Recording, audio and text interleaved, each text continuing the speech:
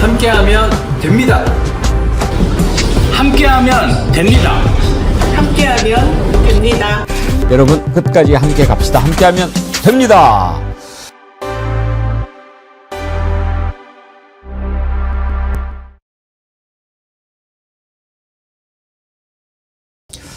여러분 안녕하십니까? 백운기입니다. 두 정상이 환하게 웃고 회담 내내 웃음이 끊이지 않았다면 그걸 성공이라고 말하지 않고 뭐라고 하겠습니까? 국민의 60% 이상이 회담이 잘 됐다고 평가하고 보수 매체들까지도 큰 고비를 잘 넘겼다고 하는데 국힘당만 외교 참사니 뭐니 입에 거품을 뭅니다. 그것도 사실과 다른 내용을 엮어가면서 말이죠. 아무리 이재명 대통령이 싫어도 국익을 생각해야 하지 않겠습니까? 얼마나 실패를 간절히 원했으면 트럼프한테 거짓 정보까지 전달하면서 회담을 망치려고 합니까?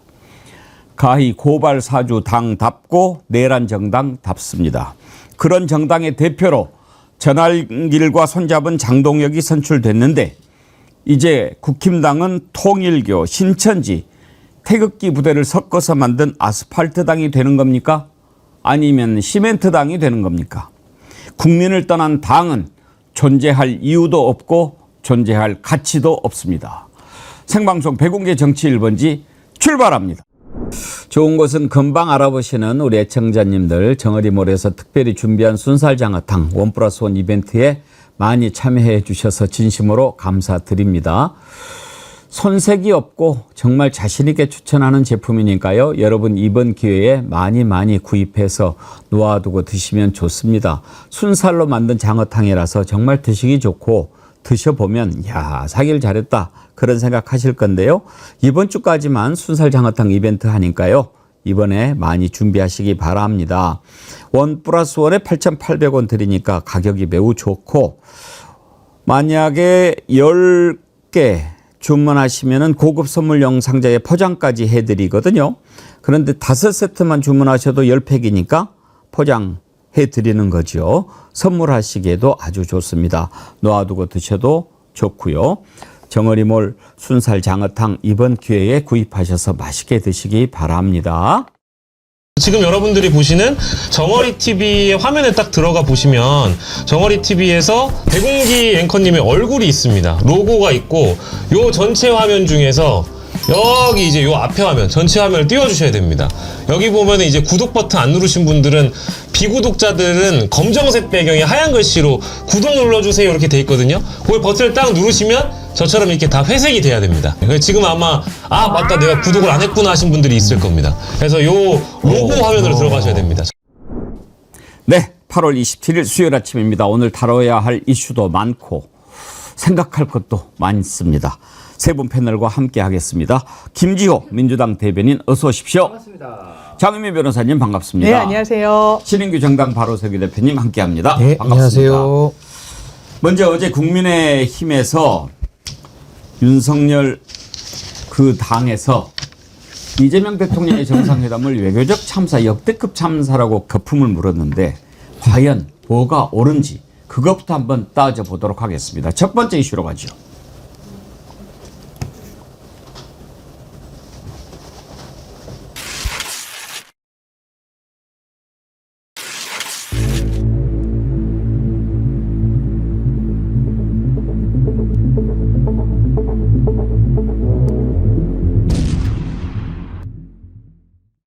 미국에 입국할 때 의전장도 나오지 않은 것부터 시작을 해서 정상회담이 끝나고 배웅조차 해주지 않은 것까지 이번 정상회담의 전체 과정은 한마디로 역대급 외교 참사라 할 것입니다.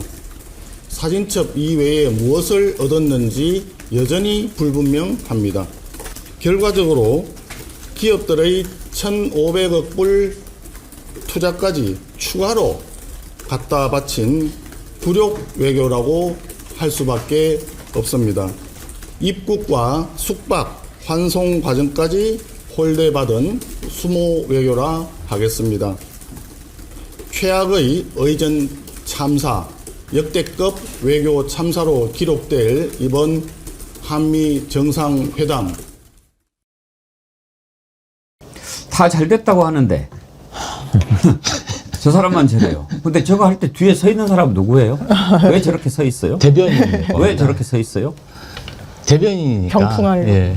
지지를 한다. 그리고 이제 백불 이제 저렇게 당 대표가 얘기하고 가시면 이제 대변인이 백불을 해야 되니까 그렇게 서 있는 아, 거. 옆에 있다가 들어와서 백불하지 옆에 가만히 서 있는 거 보고 저 뭐지? 궁금한데 아무튼 외교 참사 역대급 외교 참사 저렇게 거품을 부는데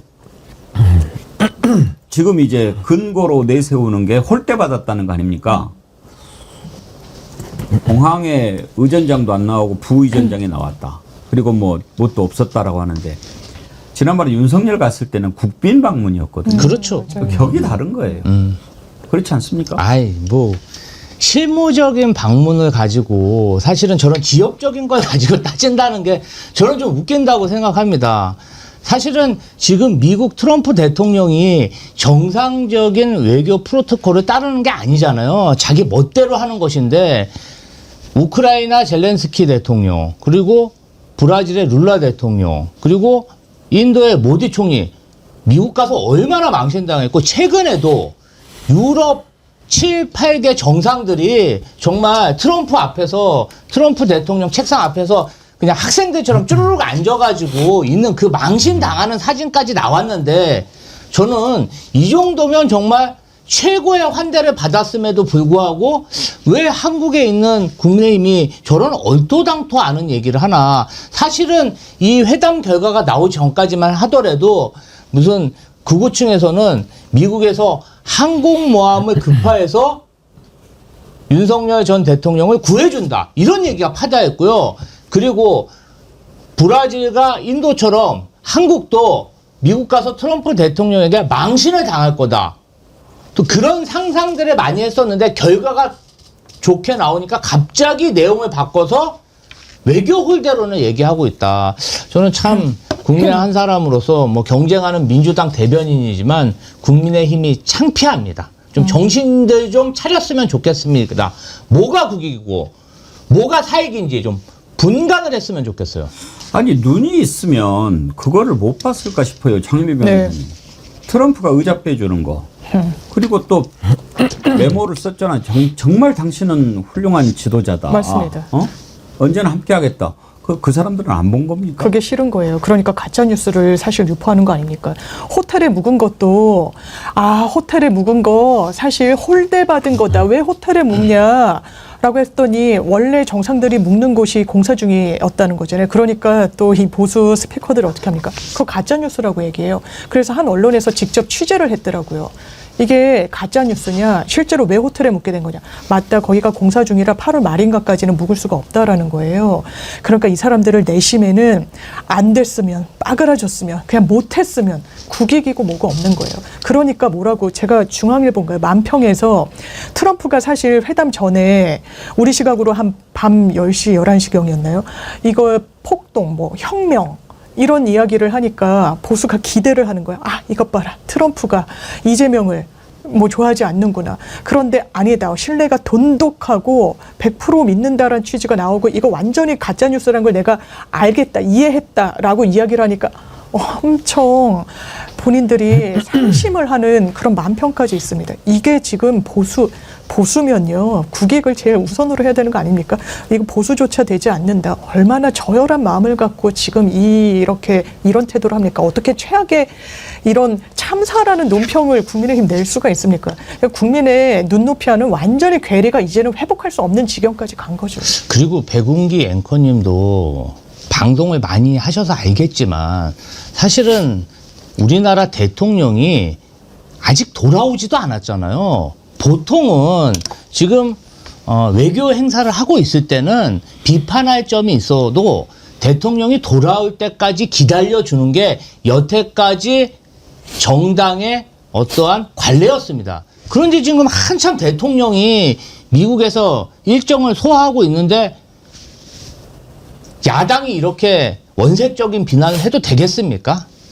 저는 정말 악질적이라고 생각하는 게 아예 그냥 회담을 망치려고 그러니까 어떻게 해서든지 이재명 대통령 막 무시당하고 면박당하고 젤렌스키 쥐어박듯이 그렇게 하는 모습을 보고 싶어가지고 고발사주 하는 당처럼 당답게 교회 압수수색했어요. 미군 부대 압수수색했어요. 막 이렇게 해가지고 이게 완전히 지금 숙청 작업이 진행되고 있습니다. 이런 식으로 정보를 넣어가지고 완전히 그냥 회담을 깽판 치려고 한 거 아니에요? 그러니까 대한민국이 잘 되지 않기를 바라는 사람들이 어떻게 국민을 대표할 수 있겠습니까? 그러니까 이게 지금 외교 참사라고 이야기를 하는데 진짜 참사는 국민의힘에서 장동혁 후보가 뽑힌 게 그런 걸 참사라고 우리가 부르는 거죠. 논리적으로 설명이 되지 않습니까? 지금도 이걸 외교 참사라고 하다 보니까 굳이 이제 드는 논거 중에 하나가 의전이 부실했다. 근데 이거는 우리가 실무 방문인 걸 다 알고 갔거든요. 대한민국도 대통령들이 미국에 가실 때 국빈 방문을 한 예들이 있죠. 또 못한 대통령도 있습니다. 그거는 어떤 계획을 가지고서 하는 외교적인 하나의 그 형태이기 때문에 아니, 실무 방문인 걸 알고 갔는데 부실했다고 비판하는 것은 이건 좀 맞지 않는 얘기고요. 내용과 태도를 놓고 봐도 태도에 있어서도 외교 관계 서로 두 정상이 친분을 쌓고 하는데 서로 칭찬을 하는데 그게 어떻게 압으로 돌변을 하겠습니까? 그러면은 본인들이 가서 했을 때는 그게 칭찬이 되고 이재명 대통령이 가가지고 그렇게 트럼프 좋아하잖아요. 가서 좋은 말 해도 또 이걸 또 압으로 둔갑시키는 것도 말이 안 되고요. 또 하나는 저는 이재명 대통령 이번에 그 미국에서 한미 정상회담 하면서 이 페이스메이커, 피스메이커 나오지 않았습니까? 이게 과거에 우리가 한번 남북관계에서 실패했던 한반도 운전자론과 대비되는 한반도 동승자론을 이번에 처음으로 이야기를 했기 때문에 전 이 페이스메이커론을 가지고 트럼프랑 호흡을 잘 맞춘다면은 이번만큼은 저는 정말 남북관계 또 동북아시아 번영과 안정을 이루는데도 아주 크게 기여할 저는 그 희망의 씨앗을 봤다. 요렇게 평가하는 것이 저는 맞다고 봅니다. 김박박디라라님 오랜만에 슈퍼챗 보냅니다. 요새 신인규 변호사님 신나란 논평 보면서 스트레스 풉니다. 신인규 변호사님 힘내주세요. 김박박디라라님께서 아유 너무 감사합니다. 응원 메시지 보내셨네요. 보수형님 TV님도 슈퍼챗 보내시면서 국민의힘 당명 변경합시다. 부럽당.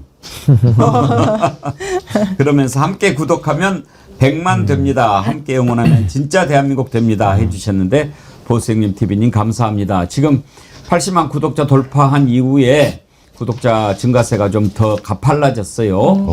지금 4,721분인데요.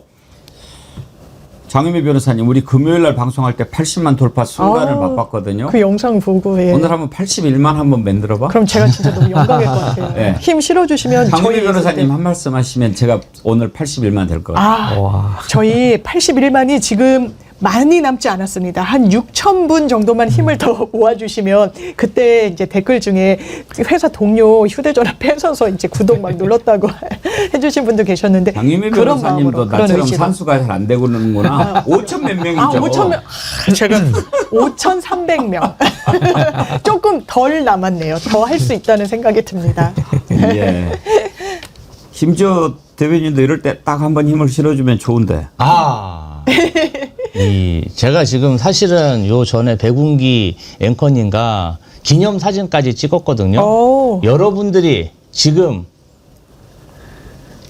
구독해 주시면은 81만 됩니다.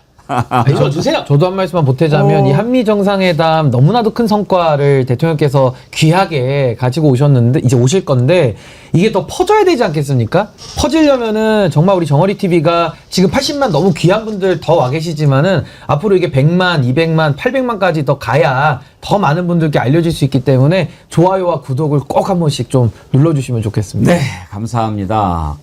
꼭 구독 안 누르고 계신 분들은 눌러주시기 바랍니다. 구독, 좋아요 눌러주시면 힘이 되고요.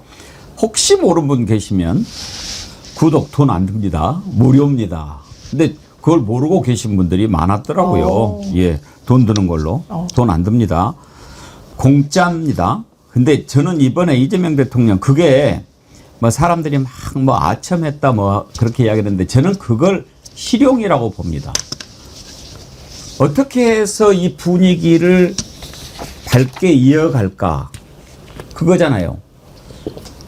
트럼프 자세를 보면 처음에 이렇게 있어요. 네 뭐라고 그러는가 보자. 이거잖아요. 그걸 어떻게 풀 수 있을까? 트럼프가 좋아하는 얘기부터 탁 하는 거죠.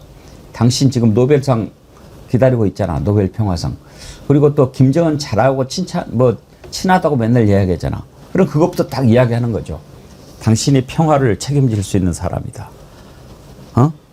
북한도 당신 기다리고 있을 거다. 그러니까 북한에 말이야 트럼프 타워 짓고 거기서 골프도 하고 나도 같이 가자고. 그러니까 그냥 그때부터 그냥 얼굴이 막 좋아가지고 돈 안 들어요 그거. 돈 안 들고 얻어내는 거. 그것이 실용 아닙니까? 저는 이재명 대통령이 거기에서 실용을 보여줬다고 생각합니다. 그 기분 좋게 해가지고 회담 잘 되는 거. 그게 뭐가 나쁜 일입니까? 지혜로운 거죠. 그때부터 이제 트럼프 아주 좋아가지고 저는 뭐 트럼프 별로 개인적으로 좋아하지 않아서 트럼프가 만나는 정상회담 다 보지는 않았지만 그래도 간간히 뉴스를 통해서 보았을 때 이번에 이재명 대통령하고 회담하는 것처럼 정상회담하면서 계속 이렇게 웃는 거는 저는 처음 봤어요. 끝까지 웃지 않았어요?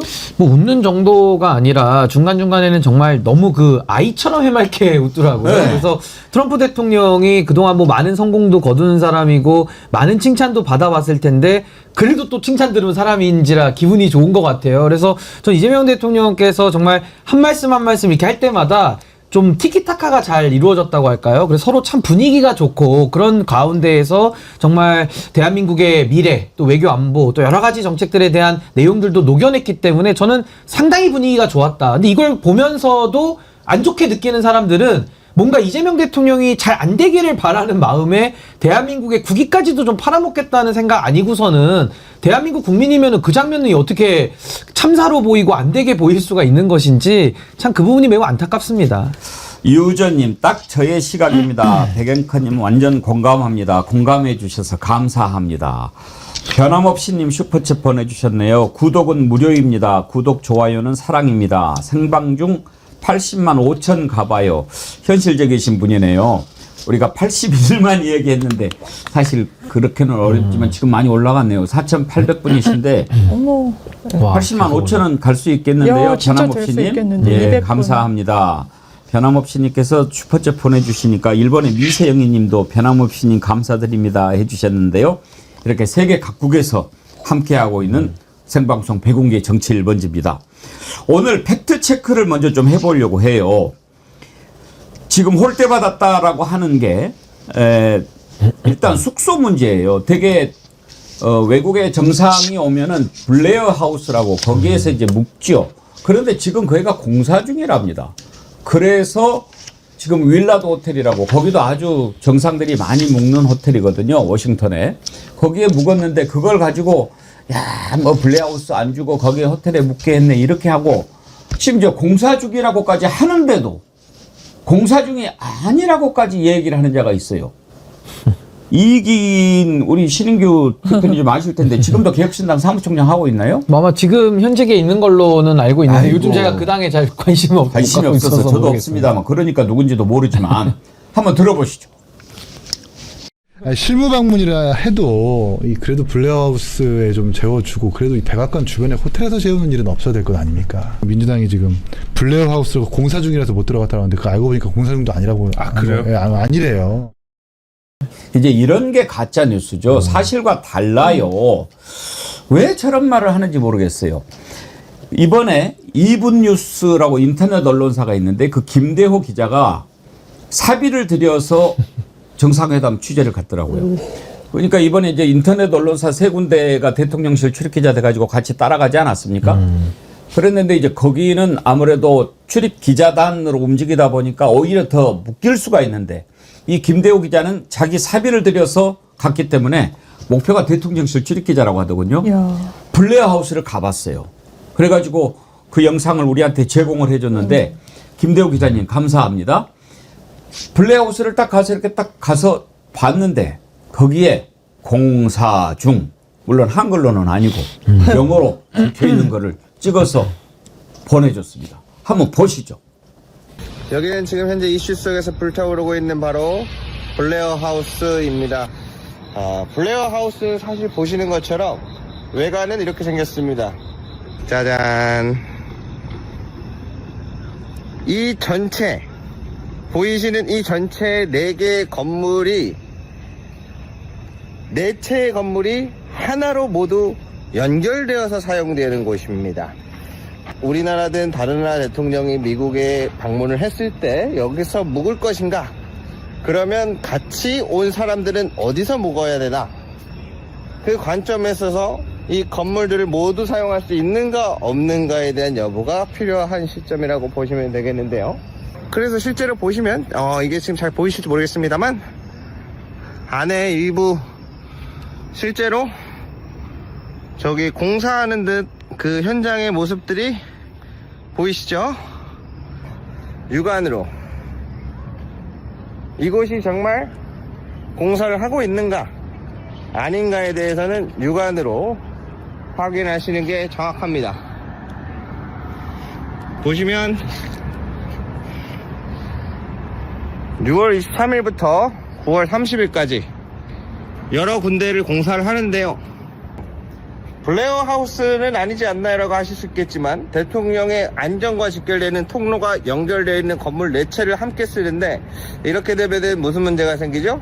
경호구역 설정에 대한 문제가 생겨요. 통제를 할 수가 없습니다. 그리고 변수에 대응하기가 어렵다라는 점, 그로 인한 여러 가지 불편적인 사안들이 많겠죠. 그 외에도 일반적인 사안으로 인해서 인도의 모디 총리나 이런 사람들도 왔을 때 블레어 하우스에서 묵는 것보다 다른 호텔에서 조금 편하게 묵겠다 하는 경우도 꽤 있습니다.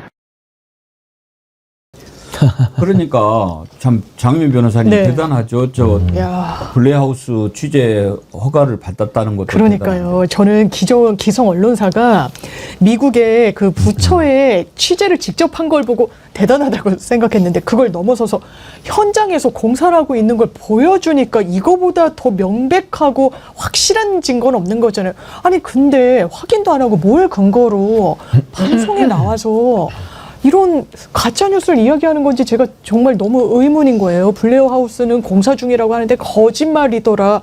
아니 최소한 팩트체크를 하고, 왜냐하면 정보 접근성이 있잖아요. 정치인이라면. 그러면 이렇게 보시는 시청자분들이 이게 맞는 말이라고 전제하고 할 텐데 사과를 했는지 그 이후에 한번 따져봐야 될 것 같습니다. 이걸 한번 봐야 돼요. 국민의힘 그리고 개혁신당의 주요 당직자들이 왜 저렇게 숙소에 집착하나. 그러니까 이 사람들은 대우받는 게 중요한 거예요. 이재명 대통령이 미국 가서 어떤 대우를 받나. 아니 대우받는 게 중요합니까? 대한민국 국민들의 국익을 지키는 게 중요한 거 아니에요? 근데 이 사람들은 그런 국익은 관심도 없어. 내가 거기 가서 윤석열처럼 국빈 대우받고 그리고 대한민국 국익은 그냥 막 퍼줘도 나만 대우받으면 잘 돼. 이런 사고방식을 뼛속들이 가지고 있기 때문에 이따위 망언을 하는 게 아니겠습니까? 저는 그 생각 자체가 왜 정치를 하고 왜 공직에 귀했는지 그 이유 자체가 이젠 의심스러워요. 본인들 대우받으려고 정치하는 거예요? 근데 이게 좀 심각한 게 저게 참 그래도 공당의 사무총장이라고 아까 나오네요. 네. 그렇다면 공당에서 사무총장 정도 직위를 가진 사람이 방송에 나와서 이야기를 하는데 뉴스에 나온 내용을 또 뒤집어서 지금 거짓말로 저렇게 뿌리고 있고 이게 거짓인 게 바로 증명되지 않습니까? 그러니까 저런 식의 정치를 하는 것은 당명에 왜 개혁이라는 거를 박아놨고 아직도 신당이라는 말을 씁니다. 뭐 지금 창당한 지 얼마나 됐는지 모르겠고 평생 신당을 아마 부르짖을 것 같은데 거기는 법당이라고 불러야 되는 거 아니야? 아니 근데 이준석 의원 이제 나이 젊지도 않죠. 이제는 나이도 많이 들어가고 본인의 경륜도 쌓여가는데 저런 식의 당 관리도 안 되면서 무슨 정치를 합니까? 저러면요, 저 정도 나오면요, 정상적인 정당이면요, 사무총장 직책을 뺏어야 되는 거예요. 그 어떻게 당 이름을 달고 책임 있는 당직자가 나가가지고 저런 식의 막말을 하고 다닙니까? 거짓을 뿌리고 다닙니까? 이거는 특히나 대통령의 외교 사안에 대해 가지고 아주 해로운, 반국익적인, 아주 저는 나쁜 행태다. 저는 이렇게 규정하고 싶습니다. 그렇죠. 아니 말이라도 공사 중인지 아닌지 확인해 봐야 되겠지만 지가 모르면 그래야지. 근데 알고 보니까 공사 중도 아니라고 그래요. 이렇게 이야기를 합니까? 조선일보도 안 봅니까? 조선일보가 물어봤어요. 정말로 공사 중인가? 그러니까 미국 국무부가 25일 본지가 조선일보예요. 대변인 명의로 보내왔다. 블레어 하우스가 연례 유지 보수 및 수리 작업으로 8월 휴관인 상태다. 확인하면 되지, 확인. 그거를 갖다가 홀대 받았다. 홀대 받으면 너네 좋냐?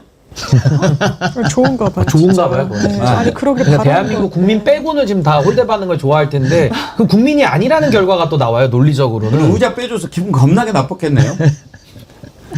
전 세계 언론이 이재명 대통령이 트럼프와의 협상, 회담에 어떠한 사례를 만들었다. 다 칭찬하고 있는데 국민의힘과 개혁신당만 비판을 하고 있습니다. 아이고, 모 눈에만 뭐만 보인다고 정말 한심스럽습니다. 한심스러워요. 더군다나요. 이제 우리가 어제 아침에 어제 새벽에 약간 긴장했지 않습니까? 정상회담 바로 직전에 트럼프가 SNS에 글을 올렸잖아요. 한국에서 도대체 지금 무슨 일이 벌어지고 있는 건가? 교회가 습격당하고 미군 부대 뭐 이렇게 하고 이건 뭐 숙청이나 또 혁명. 폴제인 뭐죠? 숙청이나 혁명. 레볼루션. 뭐 이게 일어나고 있는 건가? 이렇게 했단 말이에요. 야, 이거 뭔가 좀 사전에 분위기 안 좋은데 물론 트럼프 협상하는 수법이 그렇긴 하지만 근데 이제 실제로 막 그렇게 나오면 어떻게 될까 했는데 트럼프가 역시 이걸 쇼를 했다라고 하는 게 협상 방법이었다라고 하는 게 그걸 먼저 트럼프가 이재명 대통령한테 제기한 게 아니었어요. 정확히 보시면. 그것은 일단 딱 트위터에 올려놓고 기다리고 있다가 미국 기자가 그 질문을 하니까 본인이 얘기하지 않고 이재명 대통령한테 발언 기회를 준 겁니다. 그러니까 이재명 대통령이 그것은 이렇게 된 거다.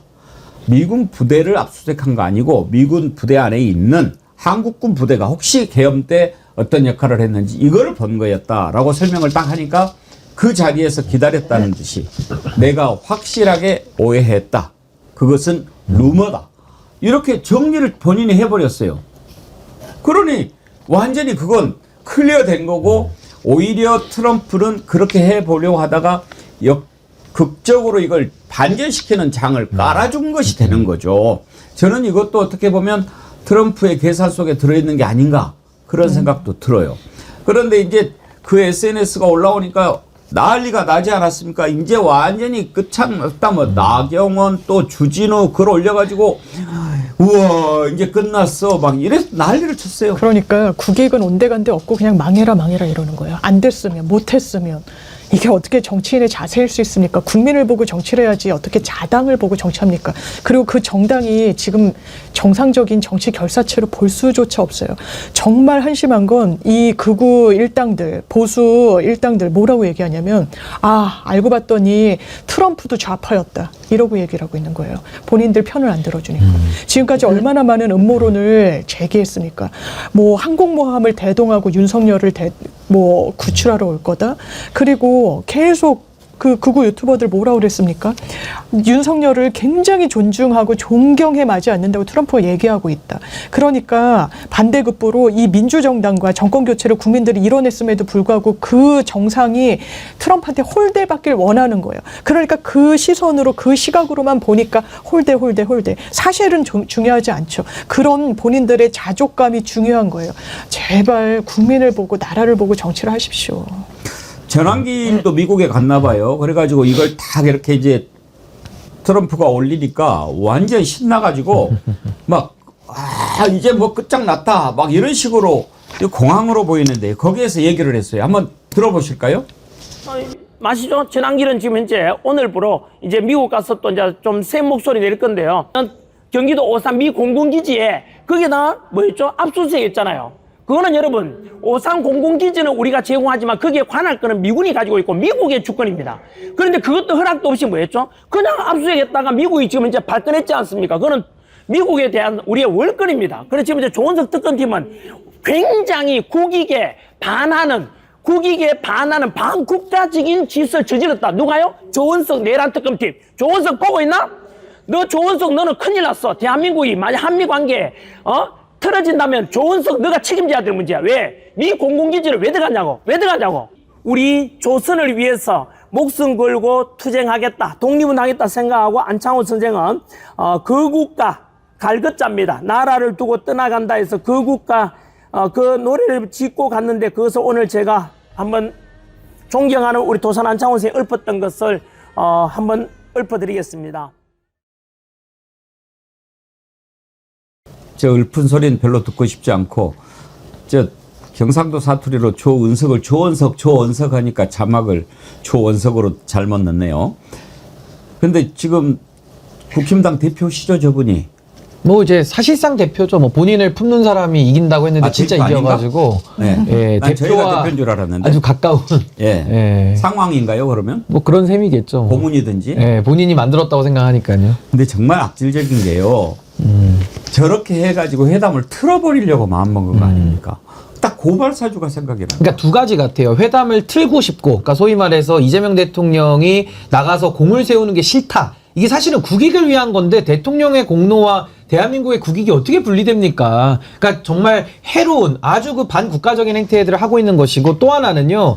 특검을 갖다가 타격하는 것은 지금 특검이 내란을 정리하면서 내란에 가담한 인사들 성역 없이 수사하고 있거든요. 아주 국민들은 잘했다라고 지금 박수치고 있는데 전한길 같은 자들은 지금 특검의 국민의힘을 향한 수사를 막기 위해서 조은석 특검의 정당성을 지금 문제를 삼으면서 저런 식으로 지금 국민들을 호도하려고 완전히 저거는 선전선동을 제대로 하고 있는데, 제가 볼 때는요, 저런 선전선동에 먹히는 국민들이 일부 있겠지만은 저는 저런 얘기가 오래 가지 못한다. 정말 저는 더 우리가 여론전에서 더 올바른 목소리 많이 내야 될 이유가요. 저는 전환길 같은 사람들 더 이상 이제 마이크 대주지 못하고 저 목소리들이 힘을 얻지 못하기 위해서 우리가 여론으로 올바른 소리를 더 전하는 것이 굉장히 중요하다. 저 그런 생각을 좀 했습니다. 저게 어느 정도로 심각한 문제였냐면요. 우리가 대개 대통령이 외국에 나가면 비서실장이 안에서 챙기잖아요. 근데 비서실장까지 가는 걸 보고 야, 이거 뭔가가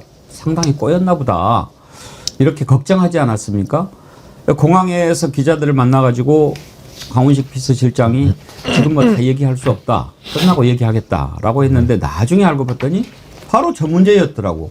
그래서 가가지고 미국 비서실장 만나서 그러니까요. 얘기한 거 아닙니까? 그러니까 미국 비서실장도 완전히 극우 인사라고 하더라고요. 그러니까 두 가지 이제 의중이 있었던 것 같은데, 기본적으로 양 국가의 대통령의 비서실장은 지근거리에서 보좌를 하는 임무잖아요. 그래서 한 라인을 트기 위해서 갔고, 그 실무 작업을 미리, 그러니까 카운터 파트너인 강훈식 비서실장이 가는 게 맞았던 측면이 있고, 또 하나는 트럼프 대통령이 그 직전에 올렸던 SNS 글에서도 확인할 수 있듯이 트럼프 대통령의 눈과 귀가 되는 참모들 그리고 여러 스피커들이 대한민국이 지금 이렇다. 왜냐하면 미군을 압수수색한 게 아니었잖아요. 미군 그 기지 평택 안에 우리나라 공군기지가 있는데 그게 압수수색의 대상이 돼서 미군의 허가를 얻어서 들어간 건데 맥락을 다 제거해버리고 직접 대면에서 설명하지 않으면 오해하게끔 하는 부분이 있는 거예요. 이른바 미국에서도 완전 기독교 근본주의자들이 지금 극우의 목소리를 굉장히 세게 내고 있는데, 그런 부분과 관련해가지고 또 역할이 있어가지고 갔다라는 거 아닙니까? 그런 부분을 잘 이제 단절하고 이 정리를 하기 위해서. 그래서 갔는데 저는 정말 국내 언론들도 왜 갔을까? 왜 대통령이 자리를 비우면 국내에 정세를 챙기고 이래야 되는데 뭔가 급한가 보다, 뭔가 틀어졌나 보다, 뭔가 제대로 안 되나 보다. 이런 국익에 반하는 보도도 저는 정말 자제해야 되는 게 아닌가 생각이 듭니다. 근데 이거 정말 이 배궁기 앵커님도 심각한 일이라고 얘기하시는데 저도 정말 심각한 일이라고 생각해요. 예. 이게 사실은 얼토당토 않은 국내 가짜 뉴스를 세계 최강국인 미국 대통령이 트위터로 올릴 만큼 정말 신빙성을 가지고, 또 누군가는 굉장히 유력한 사람이 그 정보를 대통령에게 전달한 거 아니겠습니까? 근데 대통령에게 전달됐을 뿐 아니라 이 대통령이 자신의 공식 계정으로 올렸어요. 그러면 사실 이 일련의 상황을 보면 과거에 이 내란 장당들이 정말 대통령실에서 암약하면서 그 밖에 있는 그 신혜식이나 정강훈, 그 아스파트 우파들한테 뭐 선물 세트 나눠주고, 여기 가서 저기 막아주세요. 여기 가서 한남동 관절을 막아주세요. 이런 지휘를 한 게 아닌가. 지금 그럼 이 자들이 미국에서도 정말 활약하면서 이러한 여론을 만들고 미국 정부에게 지금 한국 정부가 행하는 각종 공권력에 대해서 악담을 퍼붓고 있다. 저는 이거 국가 반역행위고 일종의 매국행위라고 봅니다. 그렇죠. 간단하게 볼 사항이 아니에요. 이 부분 관련해서 정말 일벌백계로 이러한 국가 반역행위를 하는 자들이 누군지 찾아야 되지 않나? 발본색원해야 되지 않나? 이런 생각이 듭니다. 강훈식 비서실장이 왜 이렇게 급박하게 올 수밖에 없었는가? 나중에 얘기를 했어요. 한번 들어보시죠. 양국 대통령 회담을 준비하면서 장기적이고 종합적인 문제 논의를 하기 위한 한라인 구축이 필요하다고 저희는 판단하였습니다. 그 결과 트럼프 대통령의 신뢰를 받고 있는 수지 와일드 비서실장이 적합하다고 판단하였으며 2주 전부터 추진하게 되었습니다. 면담에서 우선 트럼프 대통령의 트루스 소셜 메시지와 관련해서 한국 정치 상황에 대한 오해를 불식시킬 수 있도록 말씀드렸고, 트럼프 대통령에게 이 문제에 대한 정확한 사실관계를 다시 보고해 달라고 요청하였습니다. 얼마나 그 위험한 짓을, 불장난도 저런 불장난 하면 안 되지요.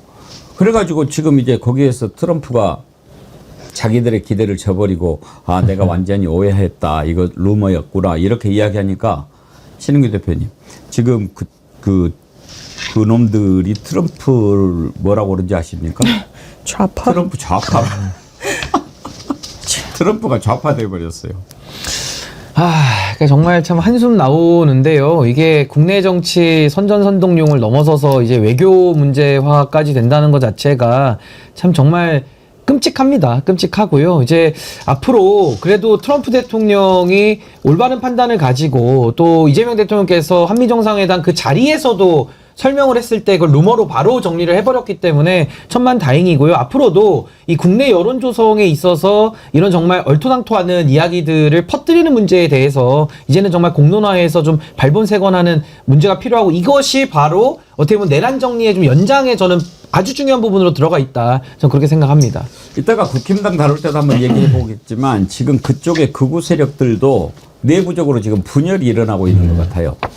요즘에 그 신의 한숨과 신혜식 씨가 지금 왔다 갔다 하는 것 같은데, 여기는 지금 약간 모르겠어요. 정신이 돌아오고 있는 건지 또 무슨 다른 계산이 있는 건지는 모르겠는데, 막 그런 짓을 했던 사람들을 비판을 하더라고요. 한번 들어보시죠. 그러니까 여러분들 이제는 우리가 냉정해질 필요가 있어요. 냉정해져야 돼. 새끼야 모스탄인지 뭔지 개새끼야 너. 너 사기꾼 아니냐? 완전 사기꾼이야 여러분들 이 새끼 이거. 이쯤 되면 우리가 정확하게 얘기를 해야죠 여러분들. 트럼프 대통령이 뭐 큰 거 낼 것이다, 뭐 부정선거 잡을 것이다, 뭐 안동댐 잡을 것이다, 다 개구라만 쳤잖아. 다 개구라. 큰 거 온다 사기치면서 우리 애국 시민들 설레게 만들고, 뭐 심지어 항공모함을 보내갖고 윤석열 대통령을 구출한다, 뭐 정신 나간 소리가 계속 나오고 있어요. 항공모함, 무슨 항공모함이야, 미쳤습니까 지금? 트럼프하고 어제 이재명 회담 안 봤어요? 항공모함이 아니라 지금 같이 비행기 타고 중국 간다는 거 아닙니까? 정신 차리세요. 저기도 원래 정신이 그렇게 청량한 것 같지는 않았는데, 장유미 변호사님, 네. 좀 달라진 것 같죠? 기류가 다르죠. 딱 모스탄은 사실 이제 극우 진영에서 불러서 한국에서 어떻게 보면 활개를 치고 다녔던 거 아닙니까? 그때 공항에 들어올 때 보세요. 사람들이 여러 같이 모여들어서 한국과 미국 성조기를 들고서 열렬한 환호를 보냈는데, 지금 입에 담지도 못할 욕설로 우리 애국 시민들 설레게만 하고 책임감 없이 구라만 쳤다라고 일갈하고 있잖아요. 그러니까 이제는 더 이상 이런 음모론이 소구력이 없는 거예요. 그러니까 발빠르게 판단을 내린 것 같습니다. 항공모함 정말 같지도 않은 소리다. 왜냐하면 지금도 그런 이야기를 하는 일부 세력들이 있거든요. 아, 윤석열을 트럼프가 구해줄 거다. 근데 딱 잘라 얘기하는 거예요. 윤석열은 전 세계 아무도 구하지 않습니다. 스스로 구해낼 그런 기회조차 저버린 사람이에요. 누가 구합니까? 애국 시민들이 구합니까? 아니요, 이미 버림받았습니다. 본인이 그 길을 자초하고 트럼프가 거기에 왜 발을 담급니까? 이상한 헛된 기대를 품게 하면서 그걸로 돈을 벌고 그걸로 스펙터 노릇을 했던 거에 대한 반성이 있어야죠. 근데 신혜식 씨 좀 아세요? 왜 요즘에 저렇게 좀 변한 거죠? 지금 신혜식 씨하고 정광훈 목사가 서부지방법원 폭력 소요 사태의 배후로 지금 특검에 수사를 받고 있습니다. 그런데 여러 가지 압수수색물을 이렇게 검색해 본 결과 이 폭력 소요 관련해 가지고 이 환경을 만들고 사람들이 그 선동을 하는 데 있어서 여러 가지 결정적인 증거가 나온 것 같아요. 그래서 본인은 좀 처벌을 조금이라도 낮게 받아보자 이러한 저러한 행태를 하고 있는 게 아닌가 이렇게 보입니다. 그런 것 같네요. 지금 거기에 걸려 있죠. 아무튼 뭐 저런 소리 하는 것은 정상인데, 하여튼 뭐 저런 짓을 그동안에 해 와놓고 이제 와서 또 그러니까 좀 헷갈리긴 근데 이게 이제 합니다만. 망조가 확실히 들었다는 게 네. 뭐냐면요. 신혜식 같은 사람이 이제 정상적인 말 하는 걸로 들리잖아요. 완전히 맛이 간 겁니다. 그리고 김문수를 요즘에 국민의힘에서 온건파라고 언론에 쓰던데 김문수를 온건파로 이길 정도로 장동혁이 너무 멀리 가버린 거죠. 근데 그런 사람이 당대표 되지 않습니까? 그러니까 이게 완전히 망조가 제대로 들어갔다. 저는 이렇게 판단합니다. 한 가지만 더 짚어보죠. 이번에 아주 그 가장 화제가 됐던 게 트럼프가 이재명 대통령 팬 얻어간 거잖아요. 그것도 어떻게 보면 또 계획된 거 아닌가 싶은데 아무튼 근사했어요. 이재명 대통령이 이렇게 딱 서명을 하는데 뒤에서 이렇게 쳐다보는데 트럼프 좀 애기 같은 면이 있어요. 그거 한번 보실까요?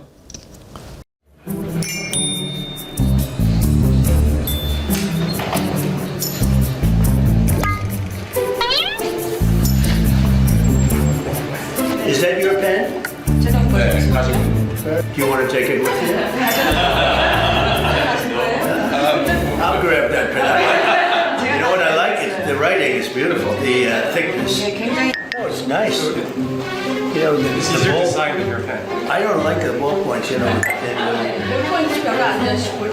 This is made by in your country. Oh yeah. It's made in Korea. 대통령께서 하시는 그 아주 어려운 사인에 이용할 겁니다. I'll use it because for me, I like that kind of writing. I like that felt.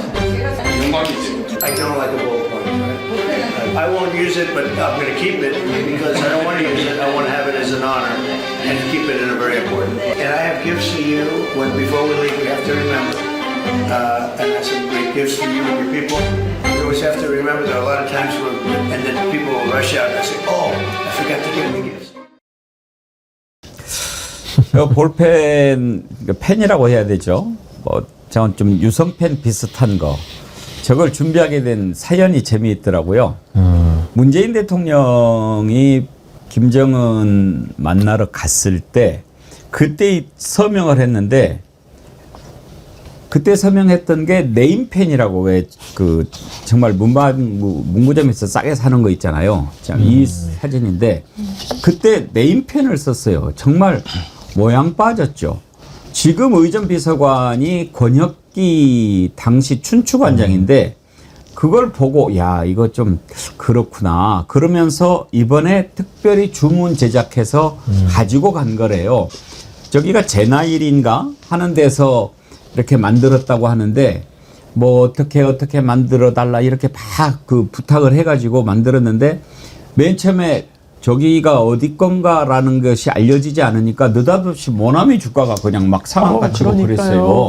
왜냐하면 이게 특수 제작을 했는데 네. 만년필은 좀 번지고 하잖아요. 이런 좀 빤빤한 종이 위에는. 그래서 10만 모나미로 좀 굵기나 이런 걸 다 해서 제작해서 넣었다고 하니까 이게 되게 자부심이 저도 드는 거예요. 이 만년필 자체는 우리나라의 어떤 중견기업에서 제작을 하는 거라고 하고 심도 다 메이드 인 차이나, 아니 메이드 인 코리아로 해가지고 만들다 보니까 그 부분이 주식에도 영향을 줄 정도로 그러니까 정말 대통령이 여러 가지를 하고 이렇게까지 이제 한미 동맹이란 건 거의 90% 이상의 국민들이 열렬히 환영하는 이슈인데 그거를 그냥 영상으로 그 현장에서 보여줬던 것 같아서 마음이 뿌듯했습니다. 그러니까 저는 이재명 정부의 이게 참 일처리 능력이 참 꼼꼼하다, 세밀하다라는 생각이 드는 게 그냥 누구도 신경 안 쓰고 또 원래 해오던 대로 할 수도 있는 건데 참 그 권혁기 의전비서관이 참 그 과거 경험을 가지고 잘 착안을 해서 저런 식으로 하다 보니까 뭐 의도한 것까지는 아니겠지만은 결과적으로 또 이런 아주 의외의 아주 큰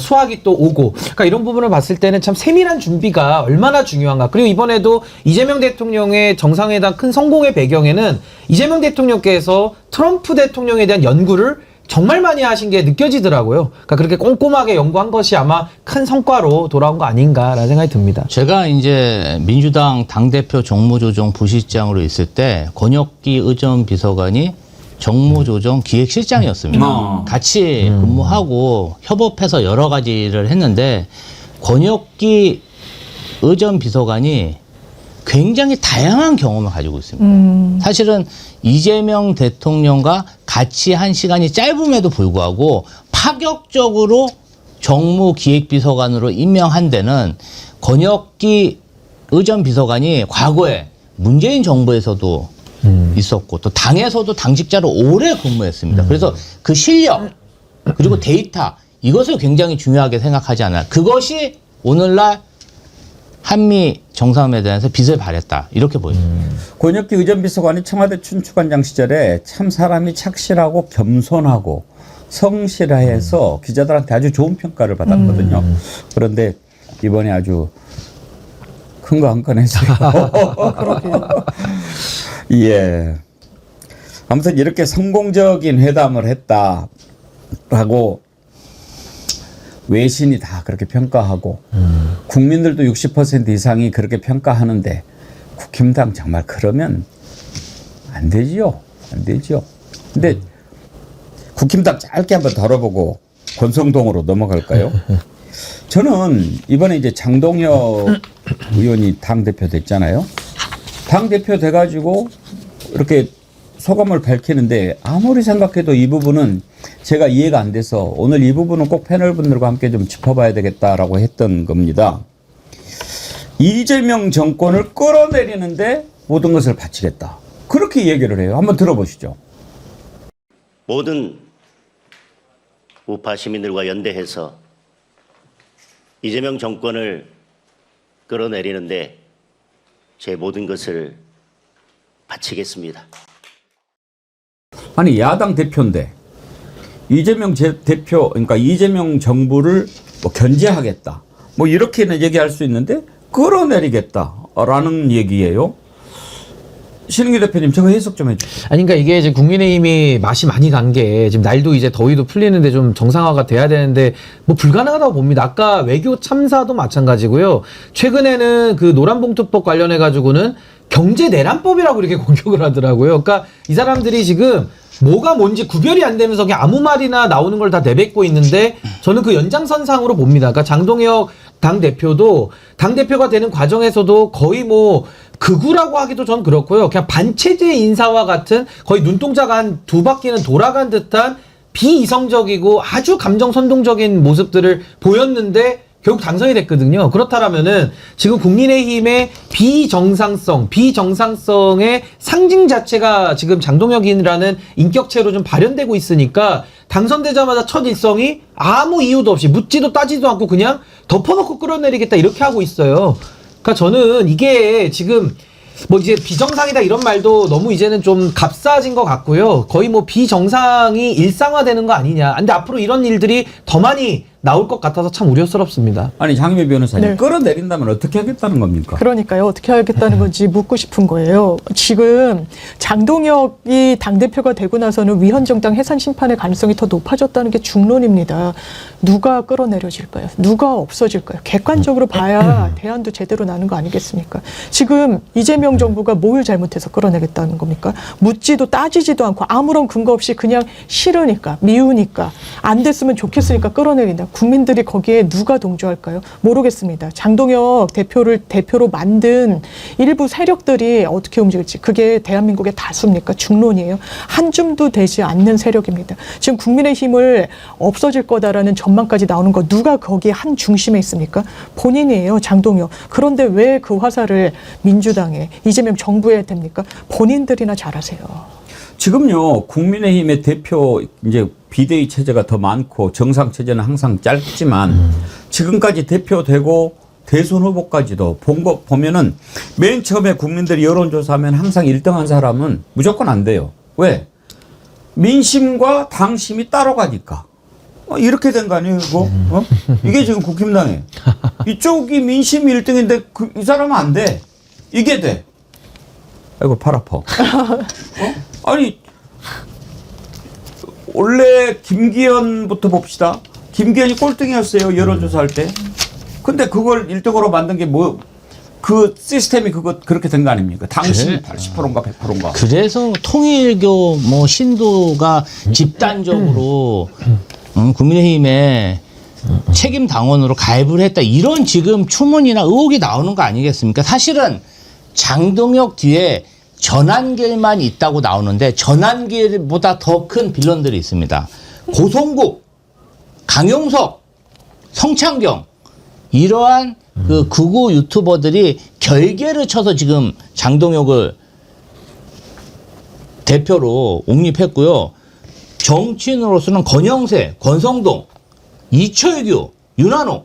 자, 요새 이철규, 권영세, 윤한홍 눈에 잘 안 보이죠? 아마 지금쯤 장동혁과 축배를 나누고 있을 겁니다. 저는 국민의힘이 민주당처럼 150석 넘는 의석을 가지고 있다면 뭐 탄핵도 할 수 있고 뭐 탄핵 발의도 할 수 있으니까 뭔가 대통령을 끌어내릴 그러한 시도를 할 수 있다고 생각합니다. 그런데 본인이 100석뿐이 안 되잖아요. 근데 그럼 어떻게 끌어내야 된다는 건가요? 그러면 방법이 두 가지뿐이 없어요. 국가 반역, 내란을 또 일으키거나 아니면 대통령에 대한 위해를 시도한다는 것뿐이 더 있습니까? 그런데 공당의 대표가 대표 되자마자 저런 얘기를 했다? 저는 이번에 트럼프한테 허위 사실로 대한민국을 망신시킨 그자들과 장동혁과 뭔가가 연결되어 있는 게 아닌가. 이 부분 관련해서 정청래 당대표가 국민의힘에 대해서 굉장히 매섭게 비판하고 내란 잔당들과 절대로 손잡을 수 없다고 했는데 이야말로 민주당 정청래 당대표가 선견지명을 한 게 아닌가 이런 생각이 듭니다. 그러니까 저는 저 말이 정말 그 본인도 당에서 민주적으로 지금 선출이 돼서 지금 저 자리에 가 있는 거잖아요. 그럼 이재명 대통령은 우리가 내란 진압 이후에 대선 열어서 국민들 1,700만 표 국민들이 뽑은 거예요. 근데 또 그 민주적 정당성은 본인이 무시하고 끌어내리겠다? 앞뒤가 안 맞는 사람이죠. 그러니까 저는 장동혁도 얼마 못 갈 것 같은데 빠르게 정리하는 것이 대한민국 국익에 저는 부합한다고 봅니다. 제가 진작부터 장동혁이 됐으면 좋겠다고 그랬잖아요. 이번에 어떻게 된 겁니까, 장동혁이? 그리고 그 뽑은 사람들이 누굽니까? 국민들이 생각하는 것과 완전히 반대로 가는. 그런데 장동혁은 말도 달라요. 본인이 계엄 해제 찬성표를 던졌던 사람이잖아요. 그런데 나중에 전환길에 붙었잖아요. 전환길은 부정선거를 주장했던 자잖아요. 그러면은 지금 부정선거에 대해서 본인은 입장은 뭐냐라고 하면 또 말이 달라요.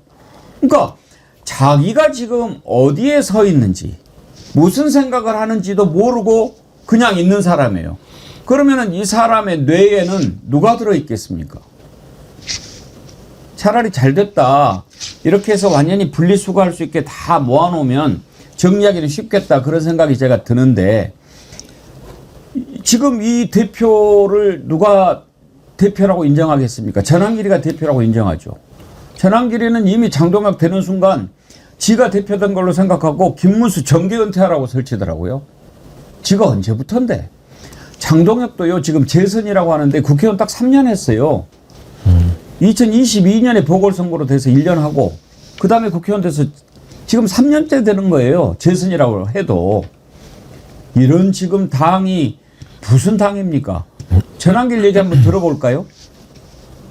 결정적인 순간에 김문수 후보는 전환길을 버리고 한동훈을 선택했습니다. 김문수 후보는 이제 정계 은퇴하십시오. 이번에 대선 패배했죠? 당대표 패배했죠? 이거는 당원들의, 국민들의 심판을 받은 것이 바로 김문수 후보는 이제 정계 은퇴하시고. 나를 선택 안 했으니까 은퇴해라. 저놈도 웃긴 놈인 게 제가 영상을 봤는데요. 국힘당 이렇게 뭐 들어오는데 입구에서 기자들한테 나는 장동혁을 지지합니다. 딱 그러고 딱 들어갔는데 그때 입구에서 계속 김문수가 누워서 농성하고 있었잖아요. 네. 근데 보니까 어색한 거야. 꼭 뭐 제가 장동혁만 지지하겠다는 게 아니고요. 뭐 그러면서 또 이야기를 했던 자예요. 그렇구나. 마음이 아주 모질지는 않나 봐요. 그런데 무슨 확신을 갖고 이렇게 본인이 진짜 국민의힘을 아낀다면 저러면 안 되는 거 아닙니까? 아니 저도 김문수라는 정치인의 행보에 대해서 전혀 동의하지 않습니다. 그런데 전당대회 국면에서는 그런 말은 소구력이 있어야 된다고 생각해요. 지금 탄핵에 찬성했던 사람들도 우리 당의 일원이고 한동훈도 어떻게 보면 당의 자산이니까 같이 가자라고 얘기했다라는 이유로 지금 배신자라고 이야기하는 거예요. 그리고 전략적으로 실패했기 때문에 정계 은퇴하라고 이야기하는 겁니다. 그런데 전환길이 그냥 당원의 n분의 1인가요? 그래 보이지 않죠. 엄청 화제가 되고 회자가 되고 오늘 조간에서도 이 부분이 집중적으로 다뤄지잖아요. 그러면 왜 장동혁과 전환길은 한 세트로 묶여있기 때문이에요. 거의 분신처럼 좀 느껴집니다. 지금 전환길이 지명직 최고위원을 가니 아니면 다른 당직을 맡니라는 이야기가 나오고 그 연장선상에서 장동혁 후보의 스피커 역할을 그 누구보다 잘해주는 게 전환길인데, 왜냐하면 장동혁 후보는 이젠 대표가 됐죠. 극우 유튜버들한테 고맙다 그랬어요. 기존의 레거시 미디어가 아니라 이분들이 진짜 참 언론인이라는 취지로 이야기를 하면서 치하했습니다. 전환기를 가만히 두겠습니까? 그런데 이제 김문수 나가라. 그럼 다음 수순은 누굴까요? 김문수만 나가라고 하고 끝나겠습니까? 다음은 바로 직격탄을 맞을 게 한동훈입니다.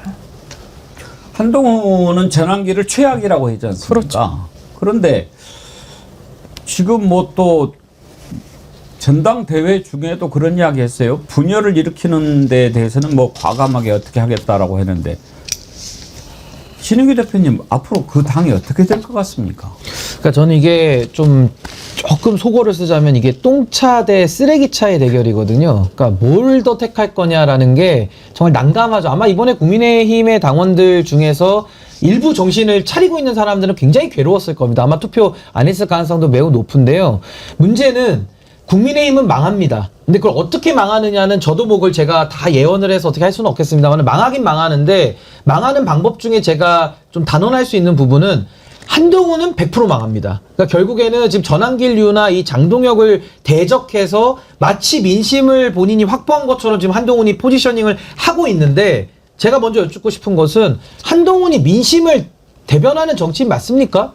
아니 윤석열 검찰 정치의 황태자고 비대위원장으로 정치 시작해가지고 꽃길만 걸었다가 본인의 실력 없음을 다 입증한 사람인데 어떻게 그런 사람이 구심점이 돼가지고 무슨 일을 도모하겠습니까? 그래서 저는 지금 국민의힘의 많은 사람들, 또 한동훈 후보가 어떻게 좀 해주면 좋겠다, 한동훈 대표의 기대를 거는 분들 계시겠지만은 절망 그 자체다라는 생각이 들고요. 그렇기 때문에 당이 분당하기도 힘들다. 전 그렇게 생각을 하고요. 분당을 하더라도 그 당은 영양가가 없을 거기 때문에 저는 이런 식으로 가면서 계속 쪼그라들면서 실질적인 보수의 종말이 저는 올 것이다. 근데 올 거면은 빨리 오는 게 저는 국익에 더 부합하기 때문에 저도 좀 더 애를 더 쓸 생각입니다.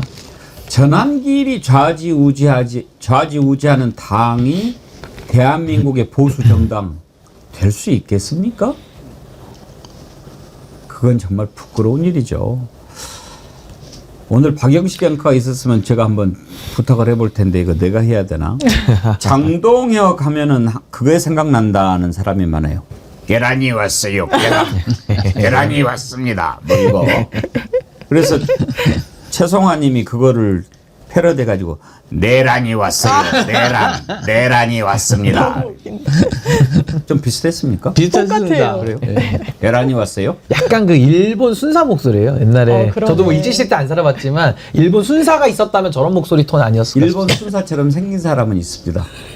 이번에 거기 중용될 거라고 하던데, 국힘당에 딱 일본 순사처럼 생긴 그 의원 있잖아요. 왜 진짜 딱 보면은 일본 순사더만. 아이 참. 이름이 나 이름이 이제 먹었어. 존재감이 좀 그 왜 딱 일본 순사같이 생긴 사람이 국민의힘에 너무 많아서요. 거기는 딱이던데. 그냥 지나갑시다. 괜히 또 그거면 나중에 또 문제 되니까. 아무튼 잘 해보라고 하고, 오늘 이제 권성동이 피의자로 소환이 돼요. 통일교의 윤영호 본부장한테 정치자금법 위반이죠. 돈을 받은 혐의인데, 근데 저는 오늘 조사 받으면서 그게 좀 드러나지 않을까 싶은데 왜 계속 언론이 큰 거 한 장을 1억으로 쓰는지 모르겠어요. 신인규 대표님, 큰 거 한 장 1억일까요? 그러니까 이제 통일교의 재력이나 당시 대선을 앞두고 있었던 시점을 비춰보면은 큰 거 한 장, 뭐 1억일 수가 있겠습니까? 좀 더 큰 금액, 뭐 10억이든 100억이든 아마 그 정도로 많이들 좀 생각하시고 의심을 하실 텐데, 오늘 이제 권성동 의원에 대해서 특검의 소환이 이제 시작이 됐기 때문에 이제 국민의힘의 전당대회도 끝났고 본격적으로 이제 국민의힘 인사들, 범보수 인사들에 대한 수사가 이제 가속화된다라고 봐야 될 것 같고요. 특히나 권성동 의원 같은 경우에는 최근에 그 택배기사님에 의해서 그 통화 녹취가 드러나가지고 뭐 윤영호 본부장 나오면은 의원님이 190대요 라는 식의 증거인멸을 시도했던 그 정황들까지 다 나와 있기 때문에 저는 영장 청구는 수순이고 아마 가장 먼저 구속되는 국민의힘 인사가 되지 않을까, 전 그런 생각이 듭니다. 근데 장희미 변호사님, 1억이 됐든 10억이 됐든 1억 이상이면 상당히 크죠.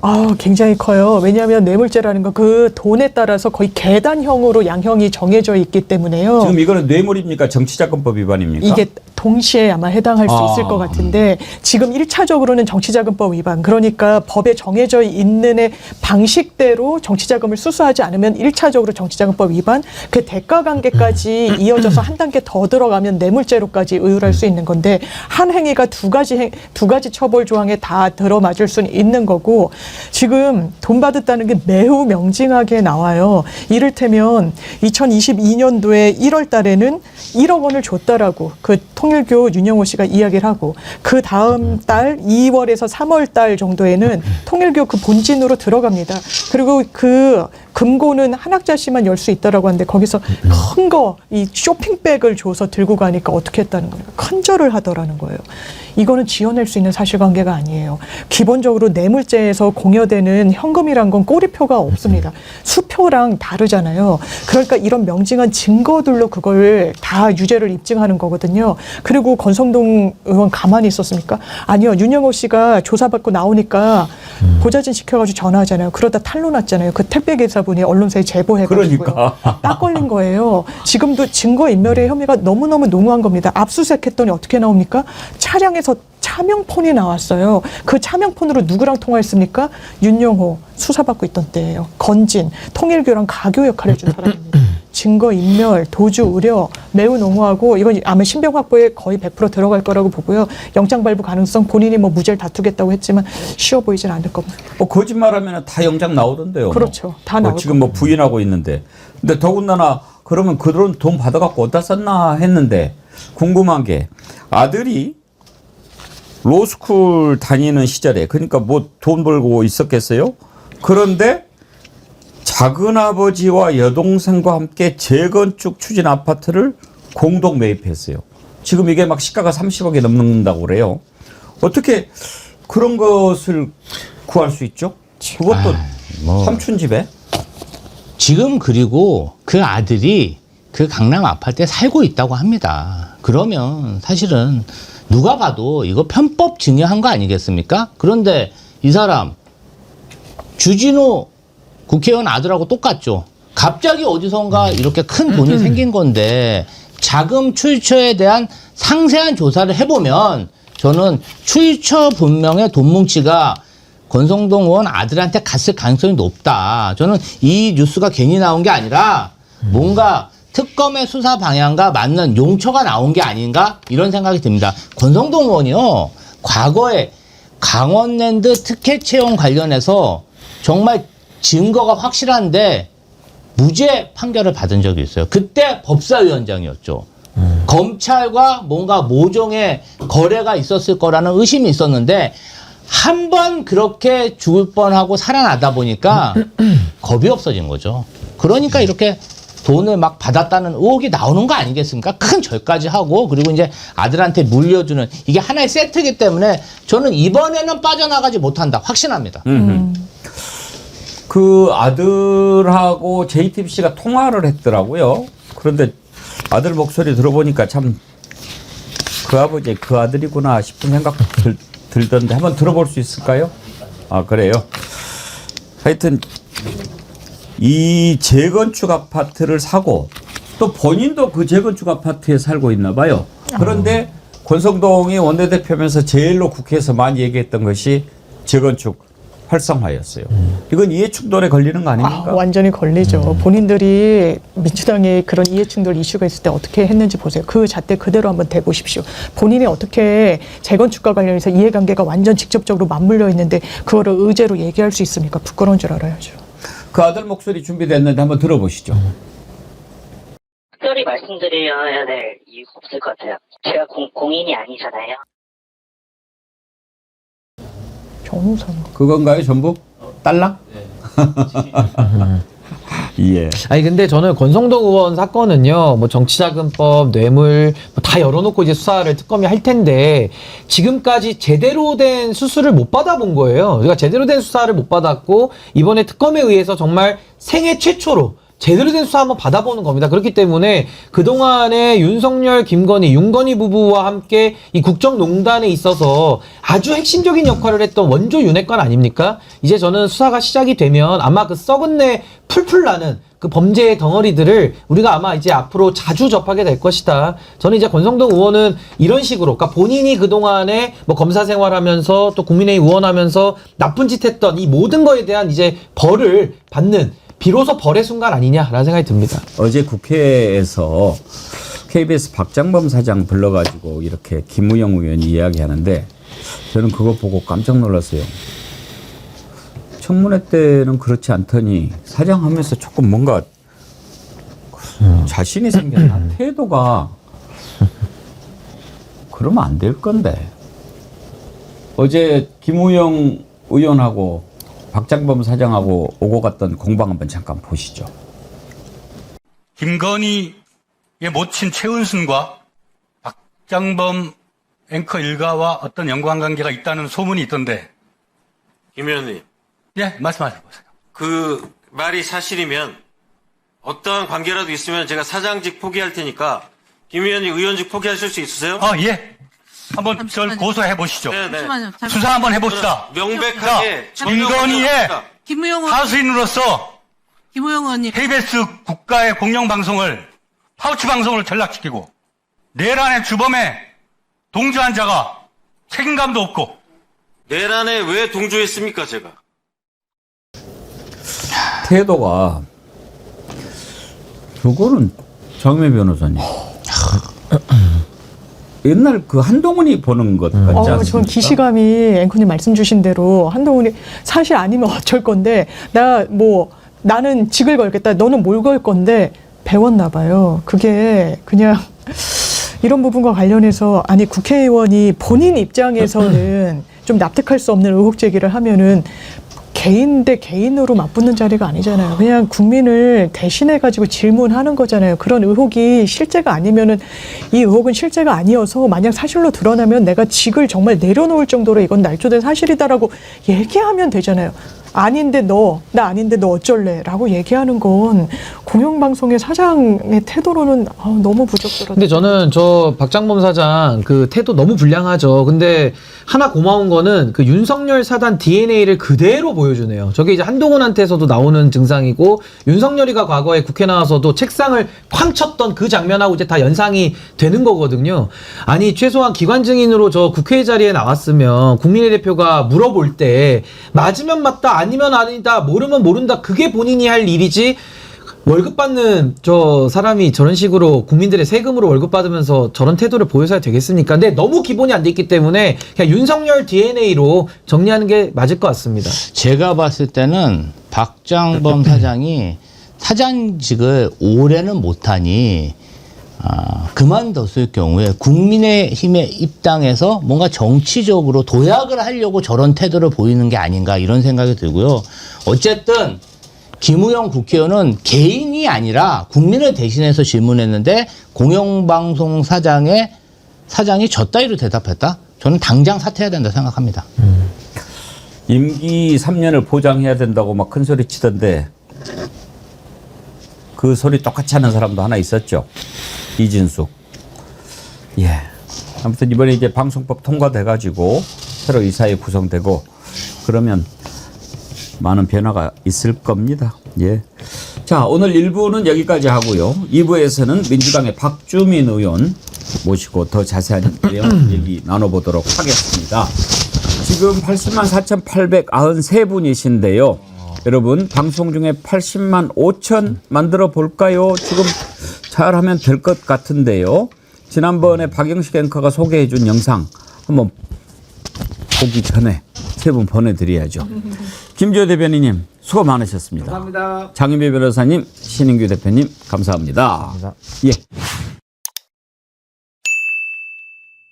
여러분 기다리시던 민주당의 박주민 의원님 오셨습니다. 어서 오십시오. 네, 안녕하십니까. 방금 전에 제가 속보에서 국회 보건복지위원회에서 문신사법 통과됐다는 거 봤는데 그거 통과하고 바로 오신 거예요? 네, 통과하고 문신사 분들이 여러 단체를 만드셨는데 뭐 그중 한 단체는 지금 통과를 촉구하는 캐리커처 그려주는 그런 그 기획 활동을 하고 계셔서 거기 잠깐 들리고 또 어떤 예. 분들은 국회 본회의장 들어가는 계단에서 기자회견하고 계셔서 거기 또 인사하고 오고 둘러 오는 길입니다. 아이고 네. 바쁘게 오셨네. 감사합니다.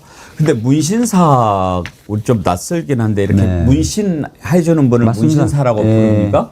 그러니까 지금 뭐 입술, 예. 눈썹, 예. 반영구 화장이라고 하죠. 저희가 보통 예. 부르지 않습니까? 근데 엄격히 말씀드리면 이것도 다 불법 의료행위입니다. 그렇죠. 현재까지는 예. 다 문신의 범주에 들어가고요.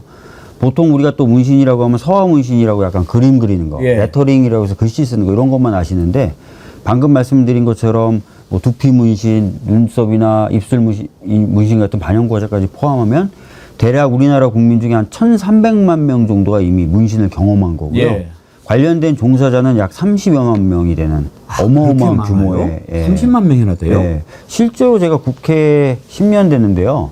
뭐 정치인들 뿐만 아니라 뭐 인사청문회 대상이 돼서 온 뭐 법관들, 뭐 검사 출신들 이런 사람들도 다 뭐 눈썹 문신이라든지 뭐 입술 문신 다 했더라고요. 그래서 아, 이렇게 좀 일상화되어 있는데 여전히 불법 의료행위. 그러니까. 이렇게 돼 있고 오히려 이게 규제나 관리하는 법제도는 없고 그래서 위생이라든지 이런 부분은 전혀 안 챙겨지고 그래서 법을 좀 만들자라고 해서 제가 초선 때부터 법안을 꾸준히 발의해 왔는데 드디어 이제 소관 상임위인 보보기까지는 통과시켰습니다. 예. 네. 그리고 이 법안이 통과가 되면 네.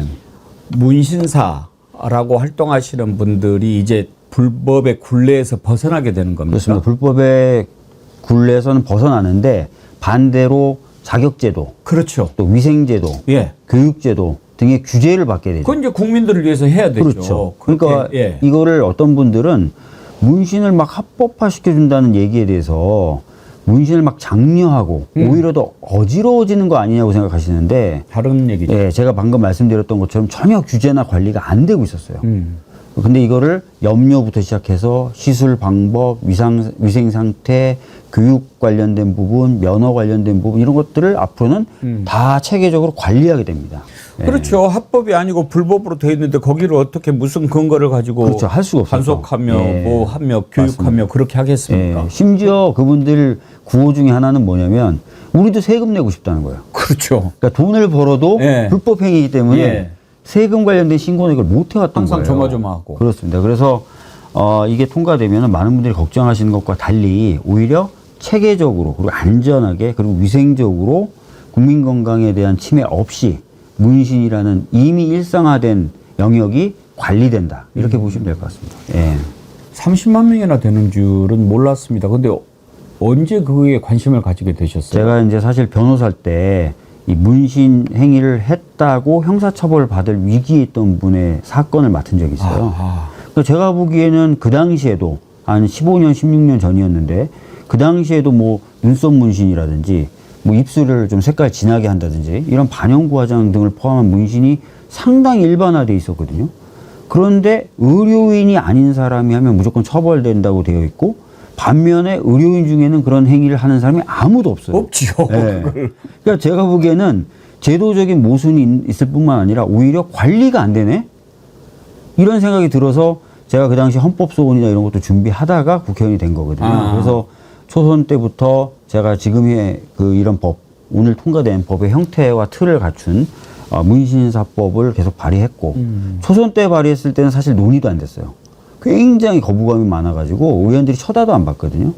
공동 발의자를 찾는 것도 어려울 정도로. 근데 이게 계속 제가 이제 캠페인 하다 보니까 제가 재선됐을 때는 꽤 많은 의원들이 관심을 가져줬고 보보기에서 보건복지위원회에서 공청회를 하는 그런 상황까지 됐는데 결국 통과는 안 됐어요.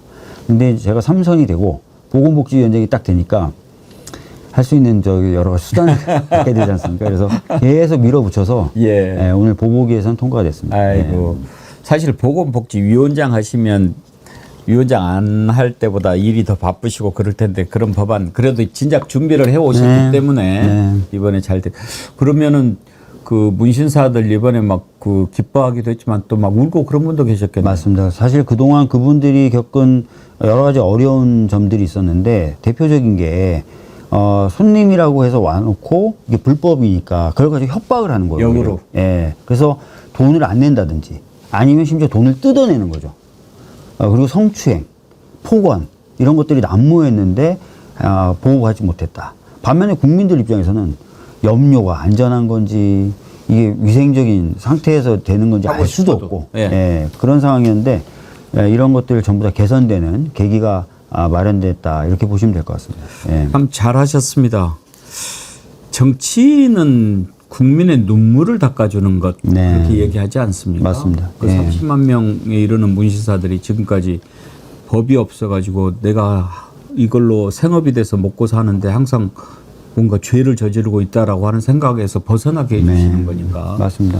예. 그리고 재밌는 게 우리나라 타투이스트들, 그러니까 문신사들이 세계적으로는 높은 평가를 받아요. 손재주가 좋으니까요. 예. 그래서 뭐 브래드 피트, 안젤리나 졸리 이런 유명한 허리우드 배우들이 우리나라 문신사들한테 문신을 받습니다. 아, 그렇습니까? 예. 심지어 우리나라에 들어와서 문신을 받고 나가기도 하고요. 이것도 K산업이 됐네요. 맞습니다. 이게 어마어마한 부가가치가 있다고 해서 사실 박근혜 정부 때도 합법화를 해야 되는 거 아니냐는 논의가 있었어요. 딴 게 아니라 산업적 측면 때문에. 근데 그동안 안 되었던 거고요. 조금만 말씀 좀 덧붙이면은 한마디 정도만 덧붙이자면은 우리나라 문신사들이 뉴욕 같은 데 가서 전시회를 엽니다. 근데 우리나라에서는 불법이고. 그런 상황이 이제 없어지게 됐죠. 외국은 어떻습니까? 외국은 선진국 중에는 이 문신 행위를 법으로 그러니까 법으로 처벌하는 나라는 없습니다. 그러니까 최근까지 일본이 우리하고 비슷하게 의료인이 해야 된다라고 법원 판례에 따라서 판단해 왔었는데 3년 전쯤에 판례를 변경했어요. 판례를 변경하면서 뭐라 그러냐면 이 문신이라는 거는 예술적인 그런 재능이 있고 예술적인 훈련을 받아야 되는데 의료인들은 예술적 훈련을 받지 않는다. 따라서 문신 행위를 의료 행위로 분류해서 의료인만 하게 한다는 거는 모순된다라는 이유로 풀어줬어요. 그러니까 마지막 남은 나라가 법으로 처벌하는 마지막 남은 나라가 우리나라였고요. 근데 오늘 이제 아까 말씀드렸던 대로 법이 통과됐기 때문에 우리나라도 이제 좀 새로운 상황에 접어들게 된 거죠. 저도 궁금한 거 하나만 더 여쭤볼게요. 네일 아트라고 이렇게 손톱 관련된 게 있지 않습니까? 거기는 꽤 많잖아요. 많죠. 그건 지금 합법으로 돼 있습니까? 네일 아트는 상관없습니다. 네일 아트는 상관없는데 문신이라는 거는 바늘 등을 이용해서 색소를 피부에 침습시키잖아요. 그러니까 옛날에는 그게 의료행위와 유사하다고 봤던 거예요. 그래서 의료행위는 원래 의료인이 하게 돼 있는데 의료인이 아닌 사람들이 색소를 피부에 침습시키는 작업을 하니까 비의료인의 의료인이다 해서 처벌을 했던 거죠. 이것도 그러면 잘하면 타투 아트가 되겠네요. 지금도 아까 말씀드렸던 대로 외국인들이 우리나라 와서 많이 하고 가고요. 또 외국에서는 우리나라 타투이스트를 최고로 칩니다. 그렇군요. 옛날에는 문신하면 이제 조폭들이 이렇게 막 등에 용 그리고 다니고 막 그런 사람들도 착하게 살자 이러니까. 그런 사람들도 있는데 대부분의 이제 문신을 받은 사람들이 그렇게 하지는 않지 않습니까? 그리고 미성년자 같은 분들은 이번에 통과된 법에 따르면 문신을 받는 게 금지돼 있어요. 그래서 미성년자는 못하게 뭐 이게 막 남용된다든지 그런 걱정은 안 하셔도 될 것 같고 아까 말씀드렸던 대로 염료나 이런 것들이 오히려 체계적으로 관리되기 때문에 안전한 환경에서 문신을 본인의 선택에 따라서 받을 수 있다 이렇게 보시면 될 것 같습니다. 말씀을 쭉 들어보니까 박수를 쳐드려야 되겠네요. 근데 이게 사실은 진짜 박근혜 정부 때나 뭐 우리 문재인 정부 때도 다 산업적 측면이 워낙 크기 때문에 해보려고 했는데 반대가 너무 심해서 그리고 사회적인 선입견이 너무 심해서 못했는데 하여튼 많은 분들이 고생한 끝에 여기까지 왔습니다. 사실 박주민 의원님 오실 때면 보건복지위원장이신데 그쪽 관련해서 질문은 안 하고 계속 다른 것만 질문해서 좀 죄송했는데 오늘 그래도 좀 전공 과목 얘기를 좀 했습니다. 자, 이제 그러면 문신사법 얘기는 여기까지 하고 좋습니다. 현안 몇 가지 좀 다뤄주셔서 감사합니다. 아니 저는 오늘 좀 늦으시겠다. 이게 그 위원회에서 처리가 되니까 근데 이렇게 안 늦게 와주셔서 감사드리고. 한미 정상회담 일정이 이제 마무리 돼 가는데 일단 우리 정부 평가는 당연히 이제 뭐 성공했다라고 하고 외신도 아주 평가가 좋고 그런데 어제 이제 국힘당 하는 거 보니까 뭐 최악의 외교 참사 막 이렇게 했는데 먼저 개인적으로는 몇 점이나 주고 싶으신가요? 저는 진짜 100점 만점에 100점 뭐 그 정도는 드릴 수 있는 또 당연히 받아야 되는 그런 정상회담이었다고 생각합니다. 어떤 분들은 구체적으로 뭘 받은 게 있냐 막 이렇게 말씀하시는데 다 아시는 것처럼 지난번에 우리가 관세 협상을 상당히 잘했다고 얘기했지만 그 부분을 수정 또는 폐기하려는 흐름이 분명히 있었거든요. 그래서 그 부분을 막아낸 것이 크고요. 두 번째는 이제 굉장한 신뢰관계를 구축한 거죠. 그러니까 거듭거듭 트럼프가 우리 대통령님에 대해서 신뢰한다, 스마트하다, 위대하다 이런 얘기를 했을 뿐만 아니라 심지어 중국에 같이 가도 되겠다. 그러니까요. 라든지 이런 전에 없었던 그런 신뢰감을 보여주는 제스처라든지 언사를 많이 했다는 거죠. 그러니까 굉장히 신뢰를 많이 구축해서 향후 관계에 대한 기대감을 가지게 한다. 세 번째는 북미 관계에 있어서도 큰 진전이 좀 있었다고 봅니다. 예. 그러니까 이번에 김정은을 만나봤으면 좋겠다라는 우리 대통령님이 제안에 대해서 굉장히 스마트한 제안이다. 이렇게 평가를 하면서 에이펙 때 우리나라에 와서 예. 회의 중간에 잠깐 나가서 우리 이재명 대통령님을 위한 뭔가를 내가 할 수도 있다. 이런 발언까지 한 거잖아요. 예. 그러니까 이거는 상당히 북미 관계에 있어서도 미국이 움직일 수 있도록 여지를 만들어주면서 굉장한 성과를 얻어낸 거다. 이렇게 보여집니다. 예. 물론 우리가 사전에 공을 많이 들이고 또 협상을 잘 준비한 것도 있겠지만 이번에 보면 에이펙 오겠다, 중국 갈 때 같이 비행기 타고 가자, 뭐 그러면 에너지도 세이브되고 좋다. 거기에다가 또 일본 갔다 온 거 뭐 이런 것도 다 하고 그러면서 우리가 예상했던 것과 완전히 극적으로 분위기가 달라졌거든요. 맨 처음에 사실 자서도 이렇게 하고 있다가 이제 막 웃고 그래 됐잖아요. 의원님 보시기에는 결정적인 계기가 어디였던 것 같습니까? 그러니까 아무래도 이제 본인에 대한 평가를 높이 해줄 때 굉장히 반응이 세게 나온다라는 그런 트럼프에 대한 기존의 평가가 있었지 않습니까? 대통령님도 이제 그 부분을 굉장히 깊게 생각을 하시고 가셨고요. 사실 아실지 모르겠지만 그 미국 방문하시기 일주일 전에 은평에 오셨었어요. 네, 그래서 한 4시간 반 정도 저하고 뭐 김우영 의원 이렇게 같이 있었었는데 비공개 행사였나 보다. 같이 이제 쭉 이제 여러 가지 말씀들 나눴는데 굉장히 고민이 깊으셨거든요. 예. 트럼프를 만나서 어떤 식으로 풀어나가야 될까. 만만치 않은 상대인데 이제 그러면서 이제 쭉 이제 본인이 이제 여러 가지 고민들을 하셨겠죠. 그 중에 하나가 칭찬을 좀 하고 이런 식으로 해서 분위기를 돌파하자는 것이었을 거고요. 칭찬을 근데 막 던지면은 아무 효과가 없잖아요. 거기다가 우리가 얻을 수 있는 건 없고. 근데 김정은 관련된 걸 가지고 칭찬을 하니까 뭐 분위기가 풀리는 것뿐만 아니라 아까 말씀드렸던 대로 북미 관계에 있어서 본인이 뭔가 역할을 해야 되겠다는 것을 재인식시키는, 트럼프에게 재인식시키는 그런 계기까지도 마련됐다고 봅니다. 예. 은평에 오셨을 때 혹시 뭐 좀 조언이나 뭐 이런 거 좀 해주셨나요? 뭐 사실 뭐 비공개로 나눈 얘기라서 다 말씀드릴 수는 없는데 그때도 이 사실 트럼프를 만나서 어떻게 해야 되는지에 대해서 굉장히 고심이 깊으셨고 단적인 장면만 제가 좀 말씀을 드리면 진관사에 가면은 명상을 체험할 수 있는 프로그램을 오신 손님에게 좀 할 수 있게 하는 그런 순서가 있습니다. 그래서 뭐 시간이 여러 종류로 마련되지만 대통령이 워낙 바쁘시고 하니까 뭐 한 3분 정도만 한번 해보시겠습니까? 해가지고 명상을 시작했는데 이제 끝나고 나서 저희들은 이제 끝났으니까 이제 일어나는데 대통령이 계속 앉아 계신 거예요.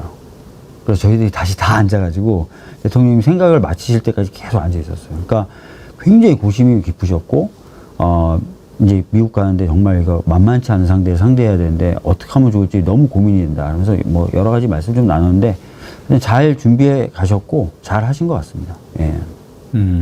그 귀한 체험을 하셨네요. 3분이면 너무 짧네요. 3분이면 너무 짧은데 상당히 오래 동안 앉아 계셨어요. 그러니까 본인도 앉을 때는 그렇지 않은데 딱 앉으시니까 이제 생각이 정리되시면서 그렇죠. 예. 계속 생각을 하시고 싶으셨나 봐요. 예. 저는 이번에 좀 유심히 봤던 게 자세였어요. 네.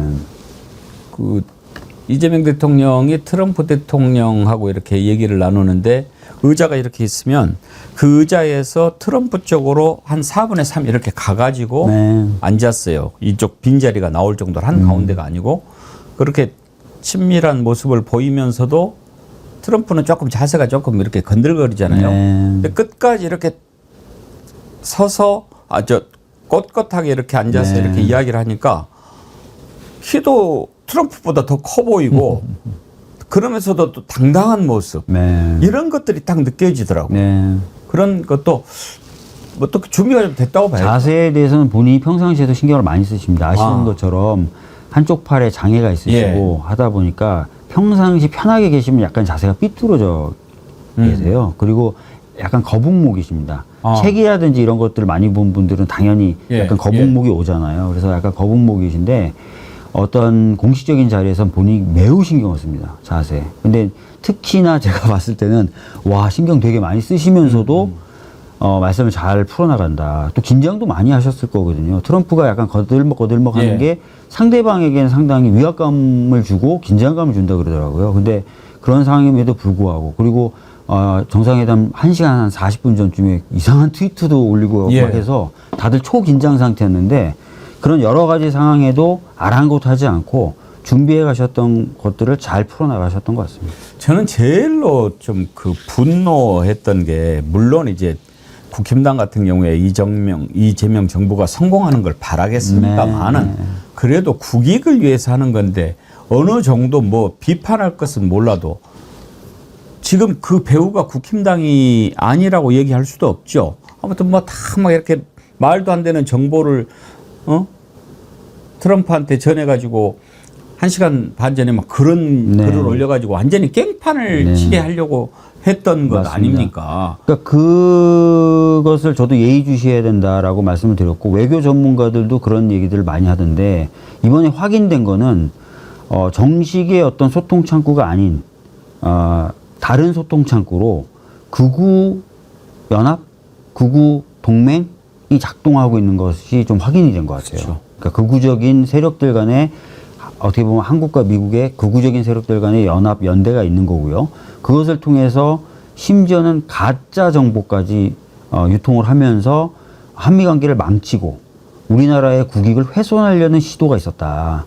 이게 확인이 된 거 아닙니까? 그렇죠. 분명히 트럼프가 난 그런 이야기를 들었다라고 표현을 했고 그렇지 않습니까? 그러니까 누군가 계속 그런 얘기를 한 거고 그런 얘기를 한 것은 우리가 추정컨대 극우적 세력인 거고 그리고 그 극우적 세력의 의도는 심지어 국익이 훼손되더라도 라는 마음이 있었다는 거 아니에요.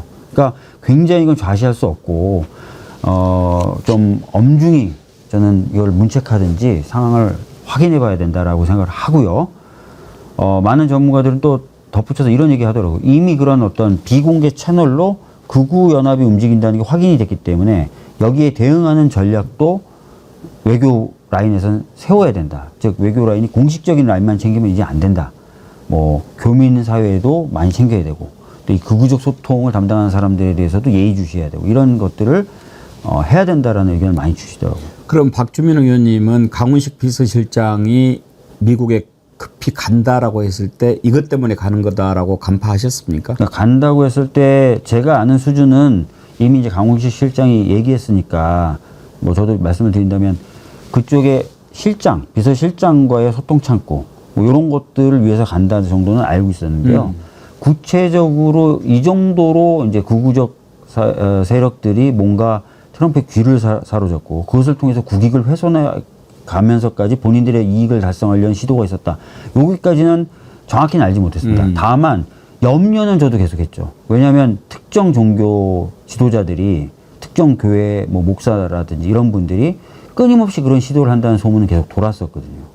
예, 그래서 이런 부분 때문에 관세 협상이 혹시 잘못되는 거 아니야 라든지 또는 뭐 이번에 정상회담이 방해받는 거 아니야라는 우려 걱정은 있었고 강훈식 의원이 가는 거는 그쪽 실장을 만나러 간다는 정도까지는 알았지만 그렇다고 해서 뭐 요 안건을 가지고 간다 뭐 이런 것까지는 몰랐습니다. 지금 보니까 이게 제일 큰 거였던 거 아닙니까? 실질적으로 뭐 그렇게 평가할 수도 있겠죠. 사후적으로. 예. 근데 저는 트럼프가 이번에 정상회담에서 이렇게 쭉 했던 것을 복기를 해보면 그런 거 정보가 입력이 됐을 때 이걸 확신했다라기보다는 이용했다라는 생각이 좀 들어요. 그러니까 저는 그 부분도 위험한 거예요. 무슨 얘기냐면 확신을 하면 매우 위험한 거예요. 예.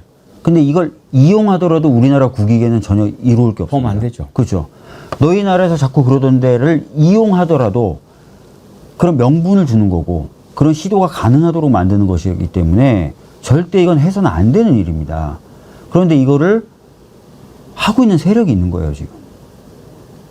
예. 그래도 이제 트럼프가 트위터에 올리고 그다음에 이제 질문이 왔을 때 본인이 직접 얘기하지 않고 이재명 대통령한테 해명할 기회를 주고 그 발언이 끝나자마자 이거는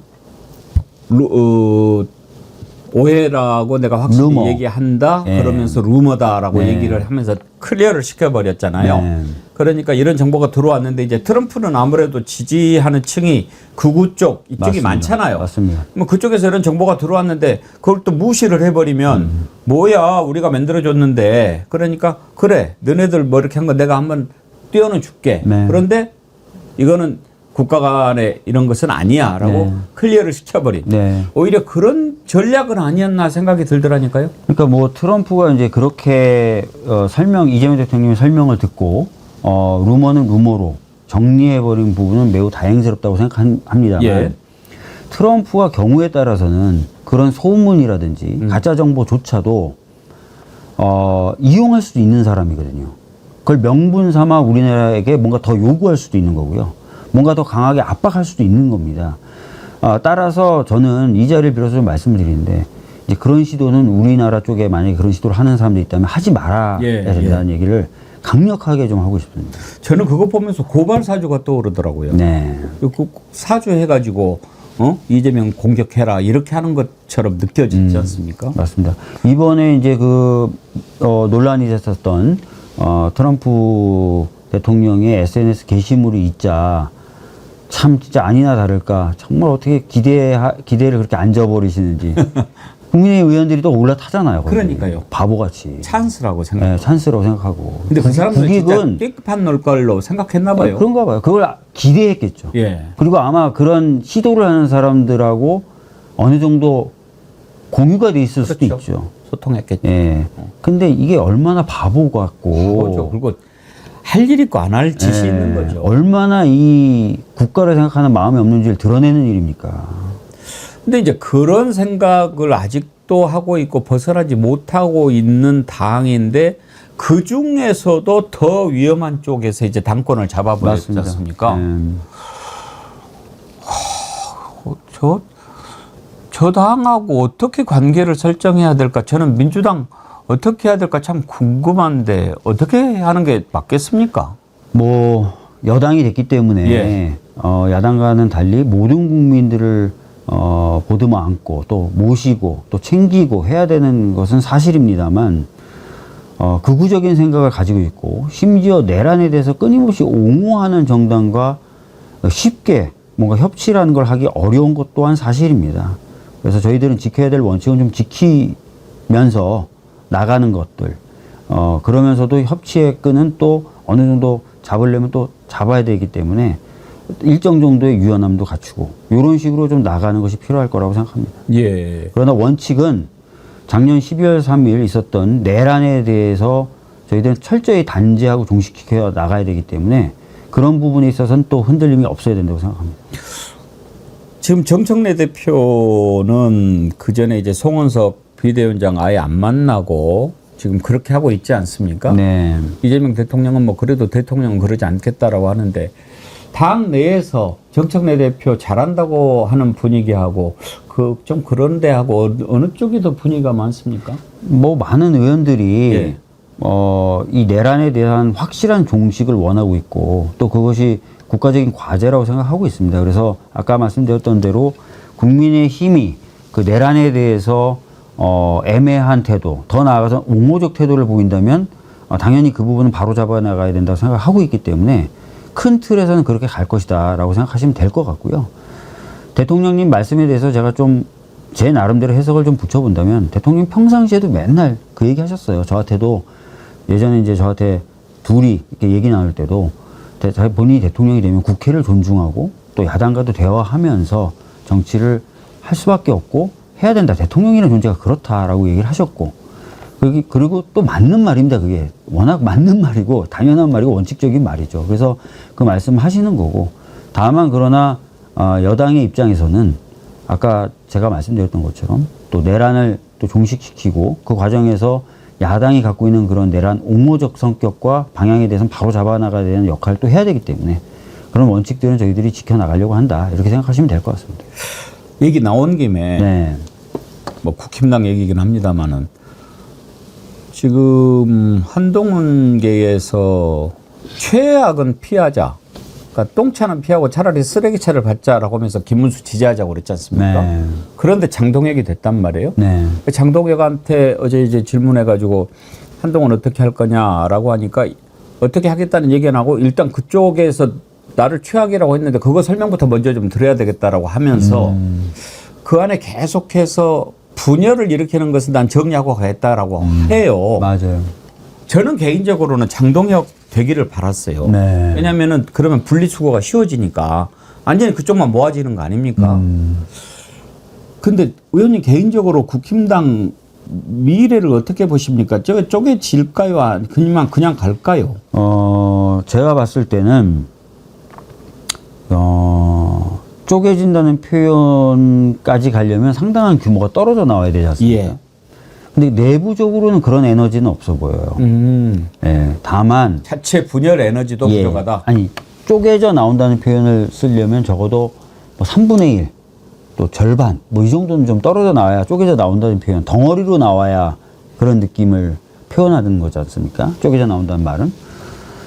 제가 보기에 그 정도로 할 정도의 에너지라든지 또는 그런 어떤 흐름을 만들어낼 만한 즉 깃발을 들 만한 사람은 안 보여요.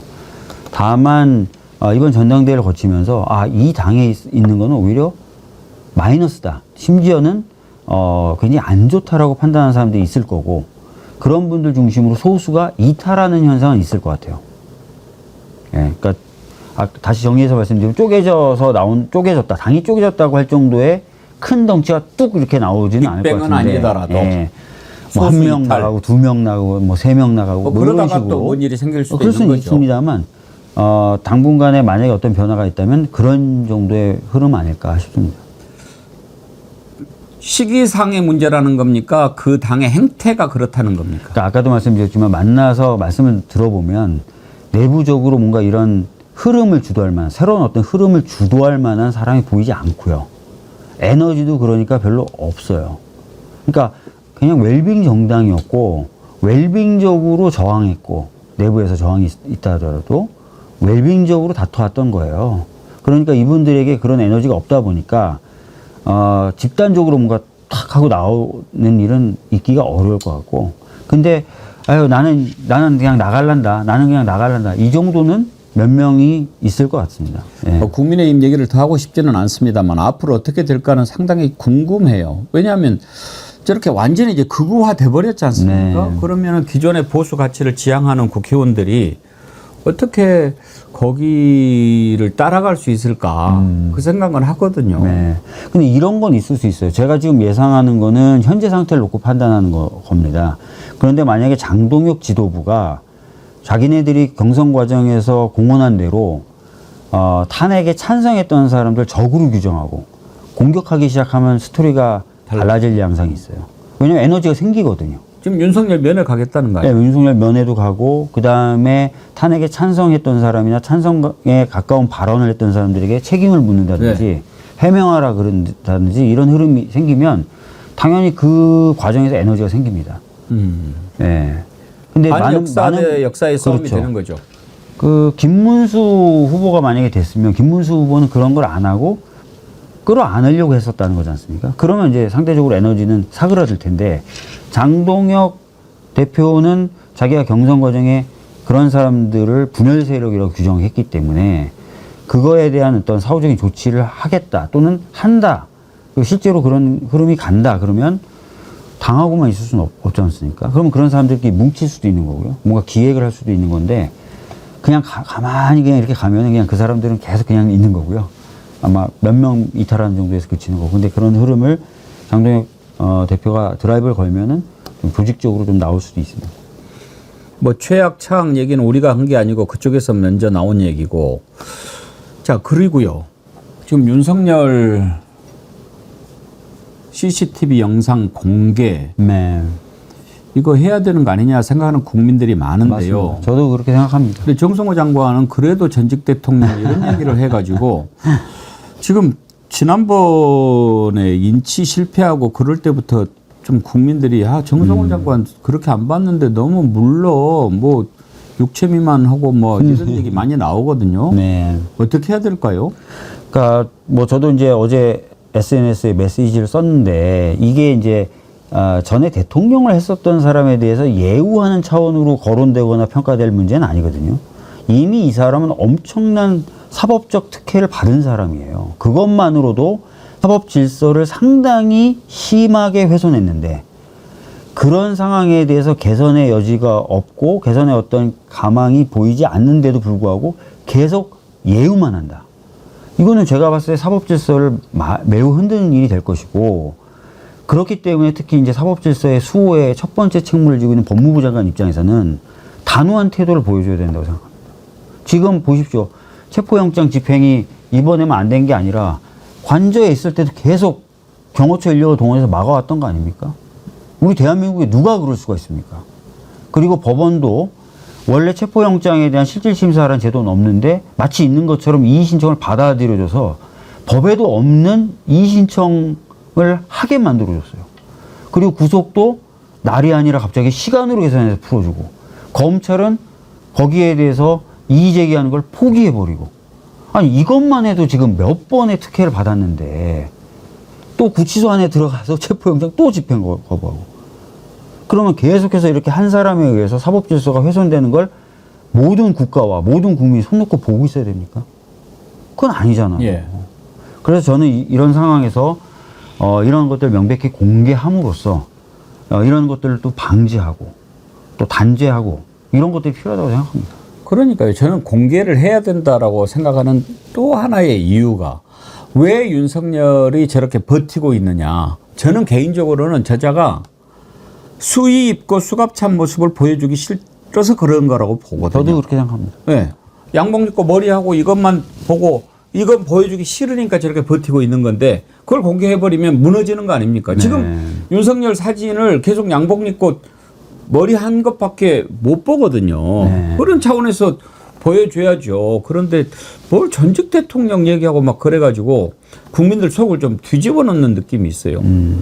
아무튼 그래도 이제 9월 1일 날 법사위에서 가서 본다는 거 아닙니까? 네. 그건 이제 볼 수는 있게 된 거죠. 네. 그러면 어떤 식으로라도 전해지기는 하겠지만 전해지긴 하겠죠. 보지는 못하잖아요. 보지는 못하죠. 법사위가 의결해서 공개해라 이렇게 할 수는 없나요? 처음에 법사위가 얘기했던 게 그거 아니겠습니까? 그렇게 해서 공개를 좀 하자고. 근데 하여튼 제가 봤을 때는 뭐 법사위에서 자료 제출을 받아가지고 위원장의 지휘 하에 법사위 회의에서 공개하는 것, 뭐 전 충분히 가능하다고 봐요. 예. 추미애 법사위원장한테 좀 기대를 해볼 필요가 있겠네요. 네. 좀 보여줘야지 그거 얼마나 국민들이 궁금합니까? 아니 사실 국민들의 알 권리도 알 권리지만 아까 말씀드렸던 대로 사법 질서가 계속 훼손되는 거. 그래서 법 앞에 예외가 있구나. 법이 어디에서는 멈추는구나. 이런 것들을 계속 보여주는 게 법을 지켜야 될 국민들 입장에서는 얼마나 분통 터지고 화가 나는 겁니까? 모순돼 보이고요. 의원님 법률가시니까 또 이거 여쭤볼게요. 네. 지금 윤석열이 계속 저렇게 조사도 거부하고 김건희도 따라서 하고 있고 진술 거부 행사하고 이렇게 지금 하면 제대로 된 조사 없이 기소를 했을 때 네. 조사 제대로 해서 기소한 것보다 공소유지가 더 편합니까? 불리합니까? 사실은 이제 조사가 충분히 되면은 공소유지가 더 쉬운 게 일반적인 사례죠. 예. 그리고 이번 사안도 역시 마찬가지일 겁니다. 그러나 지금 특검 입장에서는 특검의 기간이 제한되어 있는 상황에서 계속해서 조사 시도만 하기보다는 정리되고 이미 파악된 증거 등을 통해서 기소를 하고 법정에서 또 그런 것들을 입증해 나가는 과정을 선택할 수도 있다고 봅니다. 예. 지금 특검법 개정 움직임이 있지 않습니까? 네, 뭐 어제 법사위에서 특검법 개정 관련된 법안들을 제출했죠. 특히 이제 기간을 늘리고 인력을 보강하는 내용들인데요. 그런 법들은 이제 필요하면은 얼마든지 빠르게 통과될 수 있는 상황이죠. 네. 통과돼야 된다고 생각하십니까? 그렇습니다. 내란 특검도 그렇지만 특히 김건희 특검 같은 경우에는 생각하지도 못했던 예. 내용들이 계속 나오고 있지 않습니까? 고구마 줄기 캐듯이 막. 맞습니다. 그리고 예. 과거에 우리가 이런 거 혹시 한 거 아니야라고 했던 게 또 사실로 규명되는 경우도 있기 때문에 굉장히 수사할 거리들이 많은 상황이 돼버린 것 같습니다. 그리고 앞으로도 계속 그런 상황이 이어질 것 같고요. 그렇다면 당연히 수사 기관이라든지 수사 인력이라든지 이런 부분은 보강돼야 될 것 같습니다. 예. 오늘 이제 한덕수 운명이 결정되지 않습니까? 영장 발부 가능성 어떻게 보십니까? 뭐 이미 이제 이상민 장관이 거의 비슷한 사유로 영장이 발부가 됐어요. 그러니까 뭐 혐의도 충분히 소명될 뿐만 아니라 증거인멸의 우려라든지 이런 것들이 충분히 소명이 될 가능성이 높기 때문에 영장이 나올 겁니다.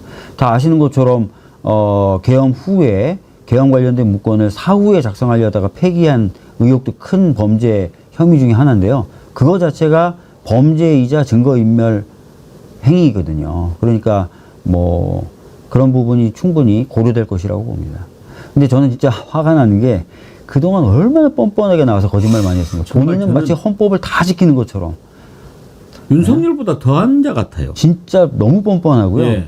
그런데 이 상황에서 우리가 잊지 말아야 될 또 한 사람, 최상목. 그러니까요. 예. 최상목도 거짓말이라면 둘째가라면 서러울 정도로 거짓말 많이 했거든요. 뻔뻔하게. 예. 그 최상목에 대한 수사 이런 것들도 좀 확실하게 진행돼야 된다고 봅니다. 뭐 순차대로 하겠죠. 할 거라고 보여집니다. 근데 예. 사실 내란 특검도 수사할 범위가 워낙 많고요. 그래서 지금 국무위원들에 대한 수사가 제대로 되고 있냐라는 우려를 했는데 지금 좀 구속을 시키고 있고요. 박성재도 지금 이제 들어가. 대통령실 관계자들, 정진석을 통한 이런 사람 되고 있나 이런 걱정이 되는데 좀 보도는 좀 안 되고 있는 것 같고요. 정진석은 얘기가 없어요. 예. 그리고 검찰이라든지 법무부 당시 이제 계엄에 내란에 심각하게 관여했던 거 아닌가라는 우려가 있고 걱정이 있었는데 조금씩 압수수색이나 이런 건 하고 있는 것 같습니다. 예. 하여튼 근데 내란 특검도 워낙 광범위하게 지금 수사할 거리가 남아 있는 것 같아요. 예.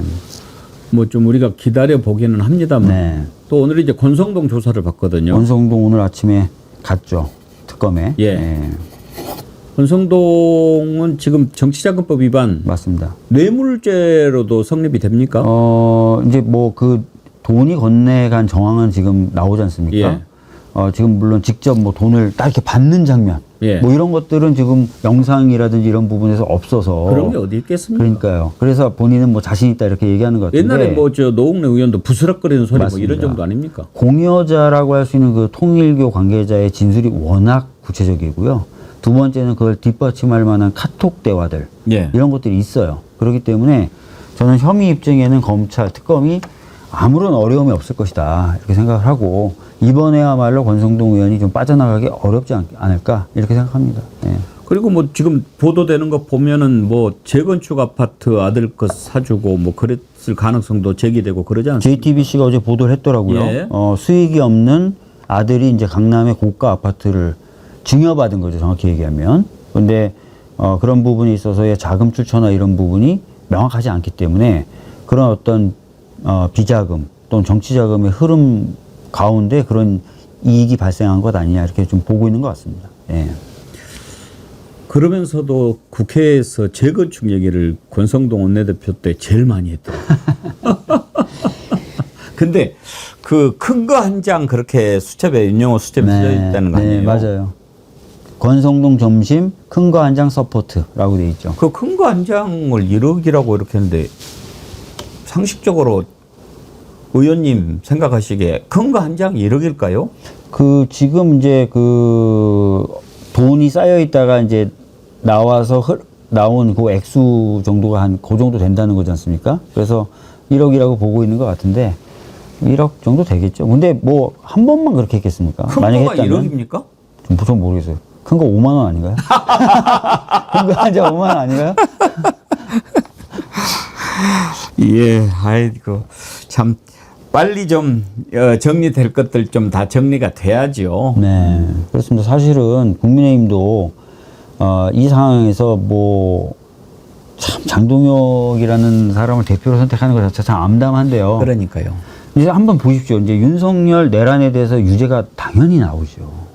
뿐만 아니라 지금 뭐 권성동 의원이라든지 이런 사람들의 어떤 통일교라든지 특정 정교를 정당 내부 사무에 개입시킨 부분 이런 것들 아마 유죄가 나올 겁니다. 어떡하려고요? 자꾸 이거 옹호만 해서는 어떡하려고요? 제가 정말 국민의힘 당원분들에게 호소하는데요. 진짜 국민의힘이라는 당에 애정이 있다면 좀 다른 판단들을 하셔야 됩니다. 네. 저는 조금 걱정이 돼요. 네. 왜냐하면 정말 이재명 정부가 잘해야 되겠다. 어찌 됐든 이제 극우가 당의 당권을 잡았지 않습니까? 맞습니다. 예. 저는 나치의 시작을 보는 것 같아요. 그렇게 조그맣게 출발했지만 네. 허점이 보이니까 나라를 먹어버리잖아요. 맞습니다. 예. 그러니까 어찌됐든 지금 제1야당의 당권을 극우가 잡았는데 이재명 정부가 뭔가 국민으로부터 실망받을 만한 일이 생겨가지고 그쪽으로 가버리면 나라가 극우로 가버리는 것 같단 말이에요. 그래서 이게 지금은 정말 조그만 곰팡이지만 그 곰팡이를 가만히 놔두면 곰팡이는 막 번식을 해가지고 네. 당 전체가 곰팡이가 되는 거란 말이에요. 그러니까 지금 보시면 아시겠지만 그 극우라는 세력이 어떻게 보면 집권 경험이 있는 2개 정당 중에 하나를 집어삼킨 거 아닙니까? 근데 더 나가서 여러 가지 경로를 통해서 미국의 대통령에게까지 가짜 정보를 흘려서 바깥에서 또 공격하게 만들려고 했던 거 아닙니까? 여전히 굉장히 위험한 준동들을 하고 있는 것이고요. 세력도 만만치 않다고 보는 게 맞을 것 같습니다. 이런 상황에서 굉장히 잘해야 되고요. 그래서 국민의힘, 저 극우적인 흐름으로 가고 있는 국민의힘을 뺀 나머지 또 정당 간의 연합, 연대 이런 것도 매우 중요합니다. 과거 유럽에서 극우를 상대했던 첫 번째 방법은 고립이었거든요. 그러니까 그런 것들도 신경 써야 되고 또 민주당이나 이재명 정부, 국민주권 정부가 굉장히 잘해서 국민들이 계속해서 칭찬하고 지지하도록 만들고 극우적으로 안 가게 만드는 것도 매우 중요합니다. 네. 오늘 또 모든 질문에 시원시원하게 대답해 주신 박주민 의원님 감사합니다. 박주민 의원님은요, 제가 인터뷰하는 정치인 가운데 가장 제가 인터뷰하고 싶은 분이에요. 예, 감사합니다. 고맙습니다. 네, 예, 감사해요. 또 뵙겠습니다. 네. 민주당의 박주민 의원님과 인터뷰했습니다.